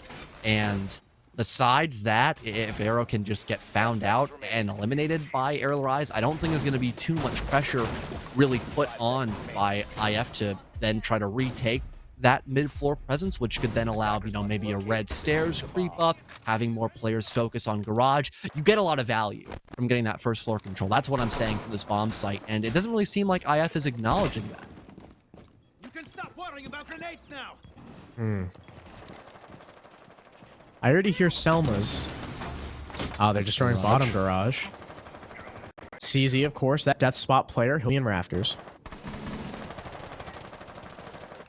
Wimpy hears sounds on plat wall, and he's preemptively putting down those bandit batteries. There is a Thatcher, so, you know, he's going to have to actively trick. Can't just set and forget. Freak is there downstairs, as is Quartz. Setting up for the nade from below. Arrow's trying to stop that. Placed on red stairs. Here's the Banshee. Up comes the nade. No attempted bandit trick whatsoever from Wimpy. Already backed off, and he'll concede the breach. Selma charge as well, so even if you had Wimpy trying to trick and there was no sledge underneath, one of the two walls would get opened up enough where Arial has an angle to maybe deal some damage and eventually get it fully exposed for someone to walk into the bomb site proper. Now that Arial have got that problem taken care of, they can focus in on the bigger picture of dealing with Raptors, as there's just so many different positions you can deny with just one Azami player just playing up and towards Raptors, having those Kibas to their own advantage. So now all of Arial are just slowly trying to collapse on this one person, and they will have to take care of CZ if they want the rest of the execute to flourish. Yeah, he might have Kiba barriers, but all those hard walls going down are thinning his cover. Sends an impact out, deals a little damage to Psycho, but nothing for the Thatcher to worry about, at least not for now. Another Iana clone coming in, making sure that no one's in lounge. No one's really protecting CZ's swamp.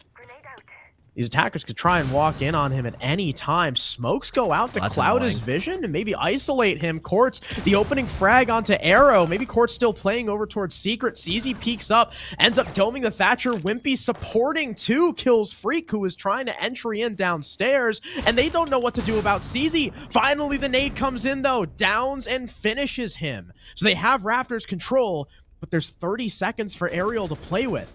Slothy's got the case. He's made his way in through rafters. They've got the wall open. They've got the angle behind server they're looking for, and there's no C4 for Wimpy. The gas canisters are the only thing the defense has to stop this plant, but Friends puts a stop to Quartz. Slothy with minimal cover has to rush out thanks to the gas canister, perfectly placed by Inrio. Now just up against this softball with 1 HP. Fenz is playing back. He gets wallbang. No drone hold by Tra, but the time is so low that it doesn't even matter. Inrio gets one, gets the second with the shotgun, and IF take round 9. And thankfully for Investigation File, it was really just, I think, Quartz playing underneath in that first floor to solely focus in on Arrow. That was a great opening kill found. But for Arial it just took so much time for them to focus on the rest of the map as well, which was maybe one of the bigger reasons why they couldn't start getting people to lurk up red stairs, maybe getting someone to even go all the way up around into Master, to have someone, you know, poke around into construction to make sure that plant going down from CCTV from the Raptors side could be a little more effective, as now no one can have a C4 tossed out from across the ways. With Arial taking like a minute and a half plus to just get a grenade kill on CZ and use almost all their hard breach on that as well, it was just too much stock put into one area, and it left the rest of their attack pretty weak, as now IF as well, they only have to focus on that Raptors denial. And with Inrio still having all 3 of his toxic smokes in his back pocket in the last 30 seconds, I mean, it was a match made in heaven for him. And that's why CZ's a great death spot player. He's like, how much time he wasted there going 1 for 1 and wasting 2.5 minutes. Like, that is prime CZ death spot. Unfortunately, he'll be punished by playing Castle now. No good deed goes unpunished, as they say. We'll have to play with the UMP. Fenz on Clash, though. Okay, so we have Fenz on Clash up against Senz and Amaru. Are they gonna... Wait. Hear me out. Oh, they open Jacuzzi Breach. They establish gym window presence. They sense off everything, and amongst the walls, Slothy comes up the hatch. I mean, they could just forget I'm about what they're putting down. Yeah, let them cook. Let them cook. That's all we got to say right now in the casting booth. Honestly, leaving that castle barricade up is probably not a bad idea. Just one less angle to worry about. And once it actually gets opened up, then you just start holding down M1 because someone is, you know, actively in that vicinity to deal with it. Good shot landed by Psychosis. The coordination with the sledgehammer and that player was massive. But now one of your main operators is eliminated. But honestly, do the ROUs create enough here for Arial Arise? It might not. They just play for numbers and make space with these flash grenades. Here he comes. The castle barricade working to his advantage. Now he's getting that plant down, but Inrio's got the fire on him.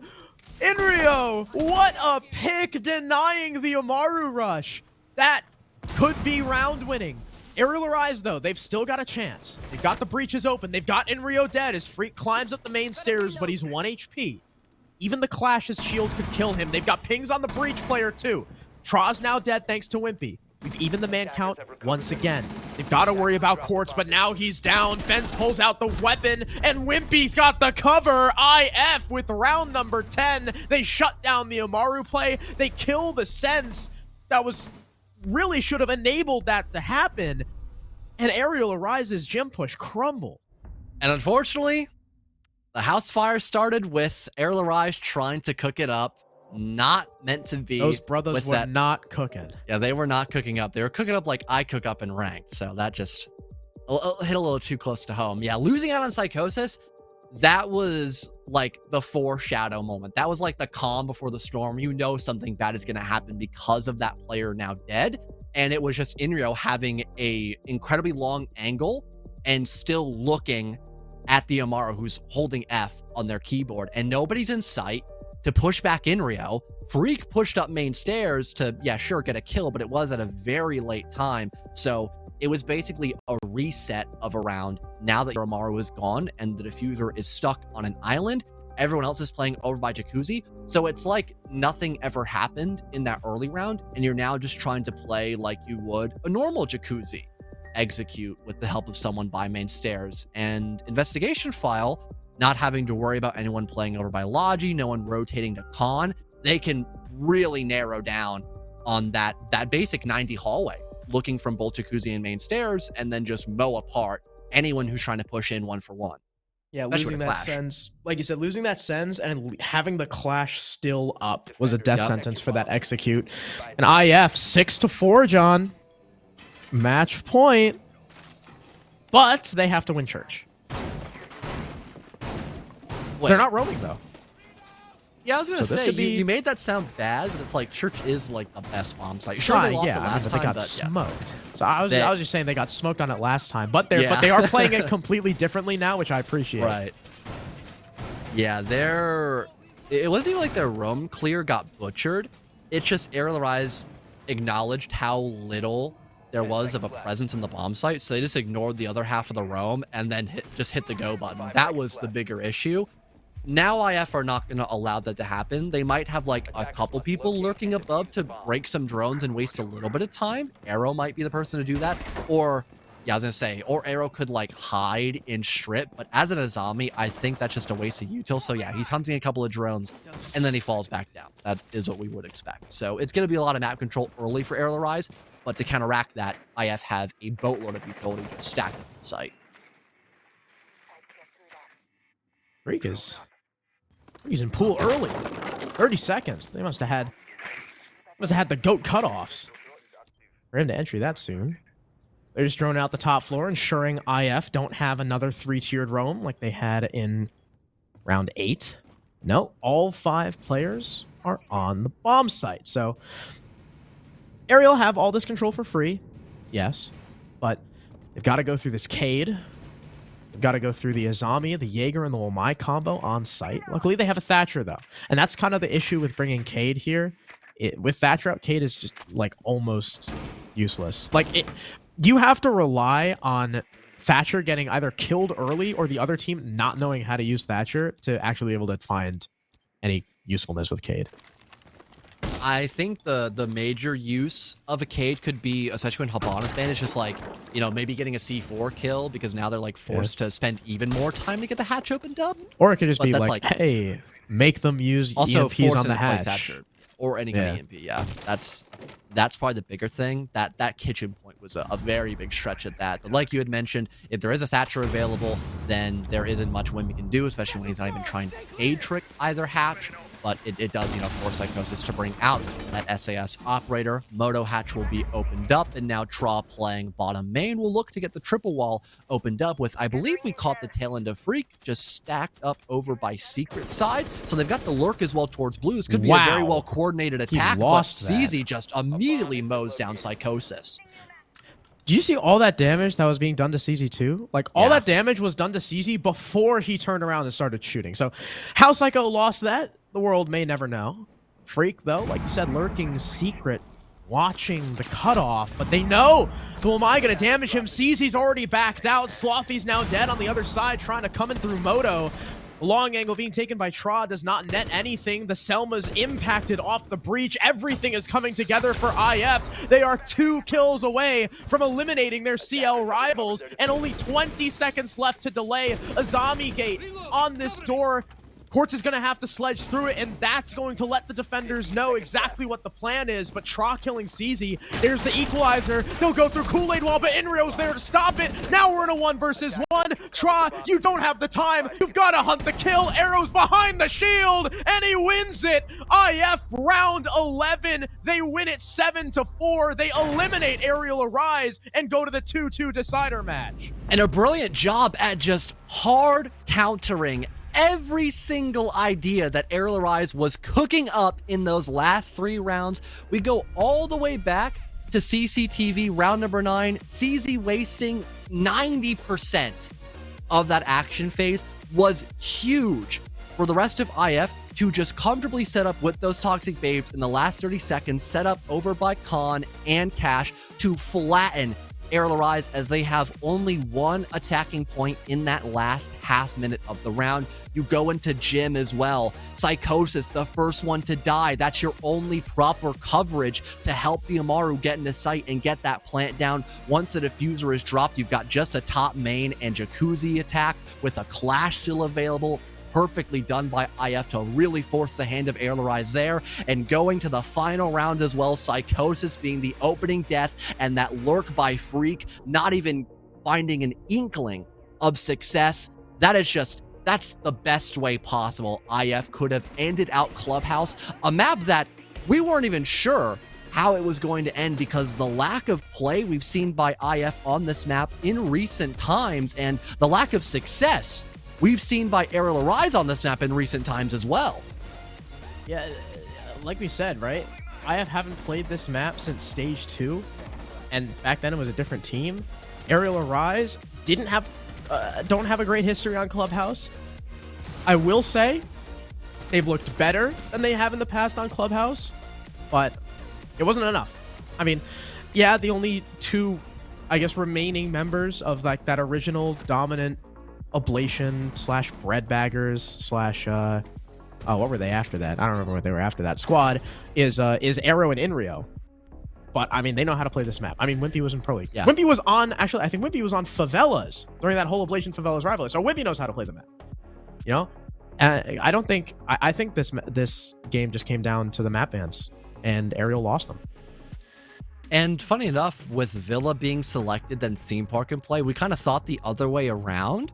But I guess it was kind of a good bode for IF, as they ban a couple of their maps that they are very strong at, while also doing the same thing with Arial Arise. Skyscraper is a really good example. Like, IF can play on that map, but Arial Arise have also loved to bring out that map too. So once you go into Theme Park, IF just having better bookwork, I suppose. Shouts to Inrio and the rest of the squad for that. I guess it just kind of worked out then going back to the cider of Clubhouse, where Arial Arise flat out have no info on IF there. Yeah, and speaking of Inrio, we'll get to talk to him. Delve into these map banners. That's the first thing I'm going to ask. Inrio, first off, congratulations on the win. You guys stay alive. You go to the 2-2 game. Arial Arise are out. So, first off, we were watching the map bans. Villa, Theme, Clubhouse. Just on your guys' side, Villa is kind of a mixed bag. Theme Park, you only played once in CL, and you lost it to Arial. And Clubhouse, you haven't played since the last game of Stage 2. So what was the philosophy going into map bans? Just more so seeing what they played and what they didn't play. Like, we scrimmed theme park a few times. We really haven't played that much, and we've been scrimming clubhouse here and there, but I haven't played it on game day since like God knows when. Villa, we felt pretty good on Villa. That's why we picked Villa in our opinion. I think we were just like sleeping. That's why we lost it. But we woke up obviously second and third map, as you can tell. Yeah, Clubhouse. The last time you played Clubhouse was I think John. It was like July 23rd. It was like the last day of stage 2. Oh, when we got 7-0'd. Yeah. Yeah, by it's okay. Oculix won that stage. Yeah. We forget about that. And then talking about Fens, right? You had Fish on the team. Fish was he was a great player.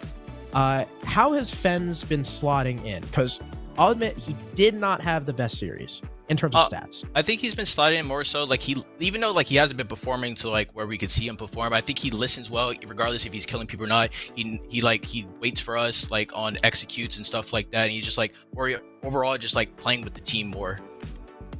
Okay. And what do you think, like you said, you thought you felt good on Villa, and your issue was that you were sleeping. Were there any other like big issues that you noticed in Villa that you guys fixed with the subsequent maps? Like I said, it comes to sleeping, we weren't calming, like we weren't shooting, we literally wasn't doing anything. We just looked like 5 players that were just out there walking around on the map. Yeah, I definitely agree with that. It was, you guys looked a little bit lost, and then theme park came around, and what was the game plan going into theme park? Because like I said, even though it was a different 5-man, you still got the return of Courts and Freaks, and you guys lost this map last time against Arial. The gameplay will play our game. Like, we were unknown to what they're going to do because they haven't played it since forever. When like I think last time we played them, I'd been playing with Jay and Reed at the time. That's the last time when we played them. We were just like, we went our defenses. I think we can get 1 or 2 attacks and we'll be perfectly fine. And as you tell, I'm pretty sure we went 5-1 at defense. We did pretty good. Yes. Yeah. The only one you lost was the office when they went like fast control. Yeah. And that was pretty much it. And speaking of Solus, you guys banned it, I think, every map? Like, 'cause you guys have been banning Solus a lot. Why ban her on Villa and then leave her up in the last couple maps? More so just us as a team. We didn't think Solus was as valuable on theme park and especially clubhouse as it was to Villa. With Villa, you can play like down below almost everywhere. The whole like all floors are just soft. You can play almost anywhere. We didn't think she was as valuable on the other 2 maps as Villa was. Gotcha. And you know how people used to do the old like they ban Thatcher and then ban Cade? Is that kind of how you guys have been doing it with banning or waiting for another team to ban Nook, or banning Nook yourselves and then banning Solus? I mean, no, we just stick to our normal bans, and like depending on the map, if we feel like if a certain character is more valuable to a team or just like valuable as a whole on the map, we just ban it more so. But we just don't like playing with Solus because like she's a new op and she's really OP if you play against a team that's not a player, and it's just not fair. So we don't have enough practice against her to actually want to play her on game day like that. Okay, that makes a lot of sense. And off of that, on theme park, why the Jaeger ban? It was more so instead of having a default util clear theme park, we just did the Jaeger ban, just like possibly throw them off their feet since they probably play with Jaeger a lot, and like we haven't scrimmed it as much. Yeah, we play with Jaeger, but we haven't scrimmed as much, so it's kind of like more of like a free defense we were doing. So we were just hoping the Jaeger ban threw them off their game. Gotcha, definitely interesting. Well, Arial, thank you very much for answering all of my questions. Like I said, congratulations, you keep yourselves alive. You knock out your CL rivals in Arial. Anything you want to say to the stream before we sign off? Appreciate the support. I know we've been playing terribly recently, but we're trying to get our stuff together to, show what we're actually capable of. But thank you. Yeah, and hey, you got one more BO3 to prove it. So thank you, Arial. We will see you next time. Have a good night. You too. There you have it, John. So the Solus Nook ban not as in depth as we thought it would be, but that's okay. Sometimes people just want to be comfortable. So I was surprised to hear. Like, usually, right, when you talk about maps, people like to play to their strengths, and this time they picked Villa, and then they wanted to play to Arial Arise's uncomfortability. Yeah, and I guess it kind of paid off in a sense, especially again with that Jaeger ban, just kind of a last second thing. Like, you know what, this might be better than Solus because that's what they're expecting. Seems to have done the trick, as Arial Arise didn't really bring a lot of util clear, especially when they ended up banning Flores, so they were very limited on the options that they brought out. But we do have some statistics to actually look over, at least the general stats from map number 3, and then I'm sure we could have a big overview later on as well. And something that is common between map 2 and map 3, the maps that Arial Arise lost. Freak at the bottom of the scoreboard, 6-10, only 1-1 on that entry.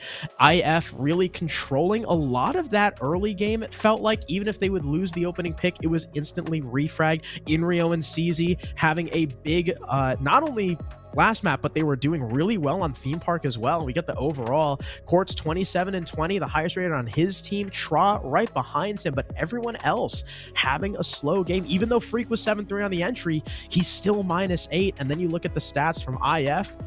IF won this almost in a 4v5. Like across 18, across 29 rounds, Fens only had 8 kills. Like this guy was just like a walking meat shield to be traded out, and comms. And if he has good enough comms, like you can perform like that and your team can still win. So I'll hold off judgment on Fence for now. You know, he did well in the first series, did real bad this series, but they still won. So he's got to be a good commer. He's got to have impact somewhere. And Inrio filled that void of like secondary entry / like lurking player very well. For, you know, map number 3, it would either be him or Wimpy for the most part, just going into strip, you know, making extra pressure points and getting a kill towards the mid round, which for investigation file, yeah, you know, CZ can look really clean on that entry department. But it isn't like their, you know, overlying score line that's like their make or break. Investigation file off the back of really good intel, their mid round is very strong. And that was a pretty focal point again, especially when you're lurking, you know, players are still alive. And again, they still have info. They can work a 1-for-1 if someone's rotating or they're caught in a bad angle. And then boom, you've got man advantage. And now you can still have more time to do the rest of what you need to on your attacking half, which again, time management, it wasn't a problem for IF like the whole first half of Clubhouse. It was great. Yeah, they look like a completely different team now from when we saw them in those first couple games where they were losing out. For sure. I mean, even when they were losing, it was still pretty close. And speaking of losing, John, we have now eliminated 2 more teams. Collegiate Connoisseurs losing earlier to 6 Karma. Arial Arise, we just said goodbye to, and we can look at the updated bracket. So you can see in the bottom right, that eliminated square, Arial Rise and Collegiate Connoisseurs now joining Lycus Empire and EQV3 in the graveyard. 1 more team will be eliminated this week in that Astralis versus Hong Kong Rebels game. Meanwhile, we still have yet to play our winners games. Vipers versus PB, Arial Rise Academy versus LG, and Reality TV versus Wichita Wolves. 3 of those teams will be promoted. 3 of those teams won't be eliminated. They'll go to the 2-2 bracket, where those 6 teams will fight it out in a do or die best of 3. The winners get playoffs. The losers will no longer be in. Definitely a fan to see what the outcome could maybe be on, you know, not just the Astralis versus Hong Kong Rebels game. I think that one's going to be pretty straightforward, but what team is going to go up against Hong Kong Rebels after that? That could either be Reality TV, which is a very explosive group of gunners. I mean, they just won SI. Isn't that correct? That's what happens. Like the winners of that 2-1 best of 3 get promoted, and then the losers of that will face against, like, you know, 6 Karma, IF, and then most likely Hong Kong Rebels. Am I correct about that? Did you just say, I think the Astralis Hong Kong Rebels game is going to be pretty straightforward? It'll be interesting to see who plays Hong Kong Rebels after that. Yeah. Do you really think Hong Kong Rebels are going to beat Astralis? Can you say that with a straight face? Can we go back to cams and have Harrison look up at us? No, that's what I'm saying. If the Astralis Hong Kong Rebels game is straightforward, Astralis should win, and then they'll be eliminated. Why are you zoomed in on my face? Ferme really did trust me there. I'm so sorry. I gaslit him. It's gaslighted. I have past tense of gaslighted. I'd like to make a formal apology to everyone. I've lied to you, and I made myself look like a bigger fool than I would have Harrison. That would have been really funny, though, if I did. So I'm interested to see how fast it is that Hong Kong Rebels probably get beat by Astralis. I think that's a good way to pick it up. Hong Kong Rebels, I'm really sorry to kind of downplay like that still. But that's just like, that's the elephant in the room. I mean, it'd be crazy if they win, though. Yeah. One game I am also like genuinely interested to watch is Parabellum versus Vipers, because I do think they have like a pretty similar map pool. You know, Parabellum likes to bring out Oregon, so does Vipers. Villa's been a pretty good map for Vipers altogether. I can't recall the last time. Oh, Parabellum beat Astralis off stream on Villa. So yeah, we might have like a very close game just based off both teams really liking the same maps and like maybe a really like creative decider if it slips through. That could maybe be plus cool to watch too. Poison versus Kool-Aid. And the last time I remember those two guys playing each other, it was EPS Season 5. It was, I think, like Phantom Troop versus, it was some iteration of Crack, I think. And Penguin went, sorry, not Penguin. I don't know why Keegan just came into mind. Poison went 0-11 on Oregon and still beat Kool-Aid. I think, and his team still won. I think Sticula like showed me that like article, the stat line, because it was like the Surf Grand Finals or whatever, like forever ago, or like SFCL or something. And then like Poison was also doing really bad score wise as well because he was getting ready to be picked up into T2, I think. So fun fact for that. And he still wins. He still wins even when that happens. And guess what? That game is tomorrow, John. That game is game 2. So fear not, ladies and gentlemen, we still have action all across this week. Tune in tomorrow, 6 p.m. EST, same time as always. We'll be eliminating our last team in round 4. Astralis versus Hong Kong Rebels will be the first game, followed immediately by Parabellum versus Vipers. And then on Wednesday, we have RTV versus JJ, Mr. B versus J. Oh no, JJ's not playing anymore, I think. Actually, okay, he's not playing at some point. I don't know if he'll be here next week. Stay tuned for that, I guess. It'll be Reality TV versus Wichita Wolves and Arial Rise Academy versus LG. So all these games should be pretty good. Thank you all so much for watching. We love you as always. Have a great night, and we'll see you tomorrow.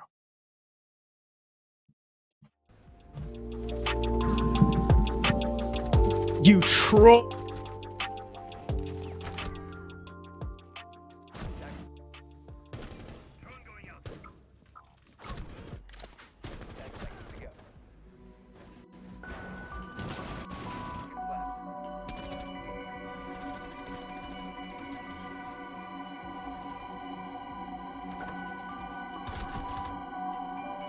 Seconds to go.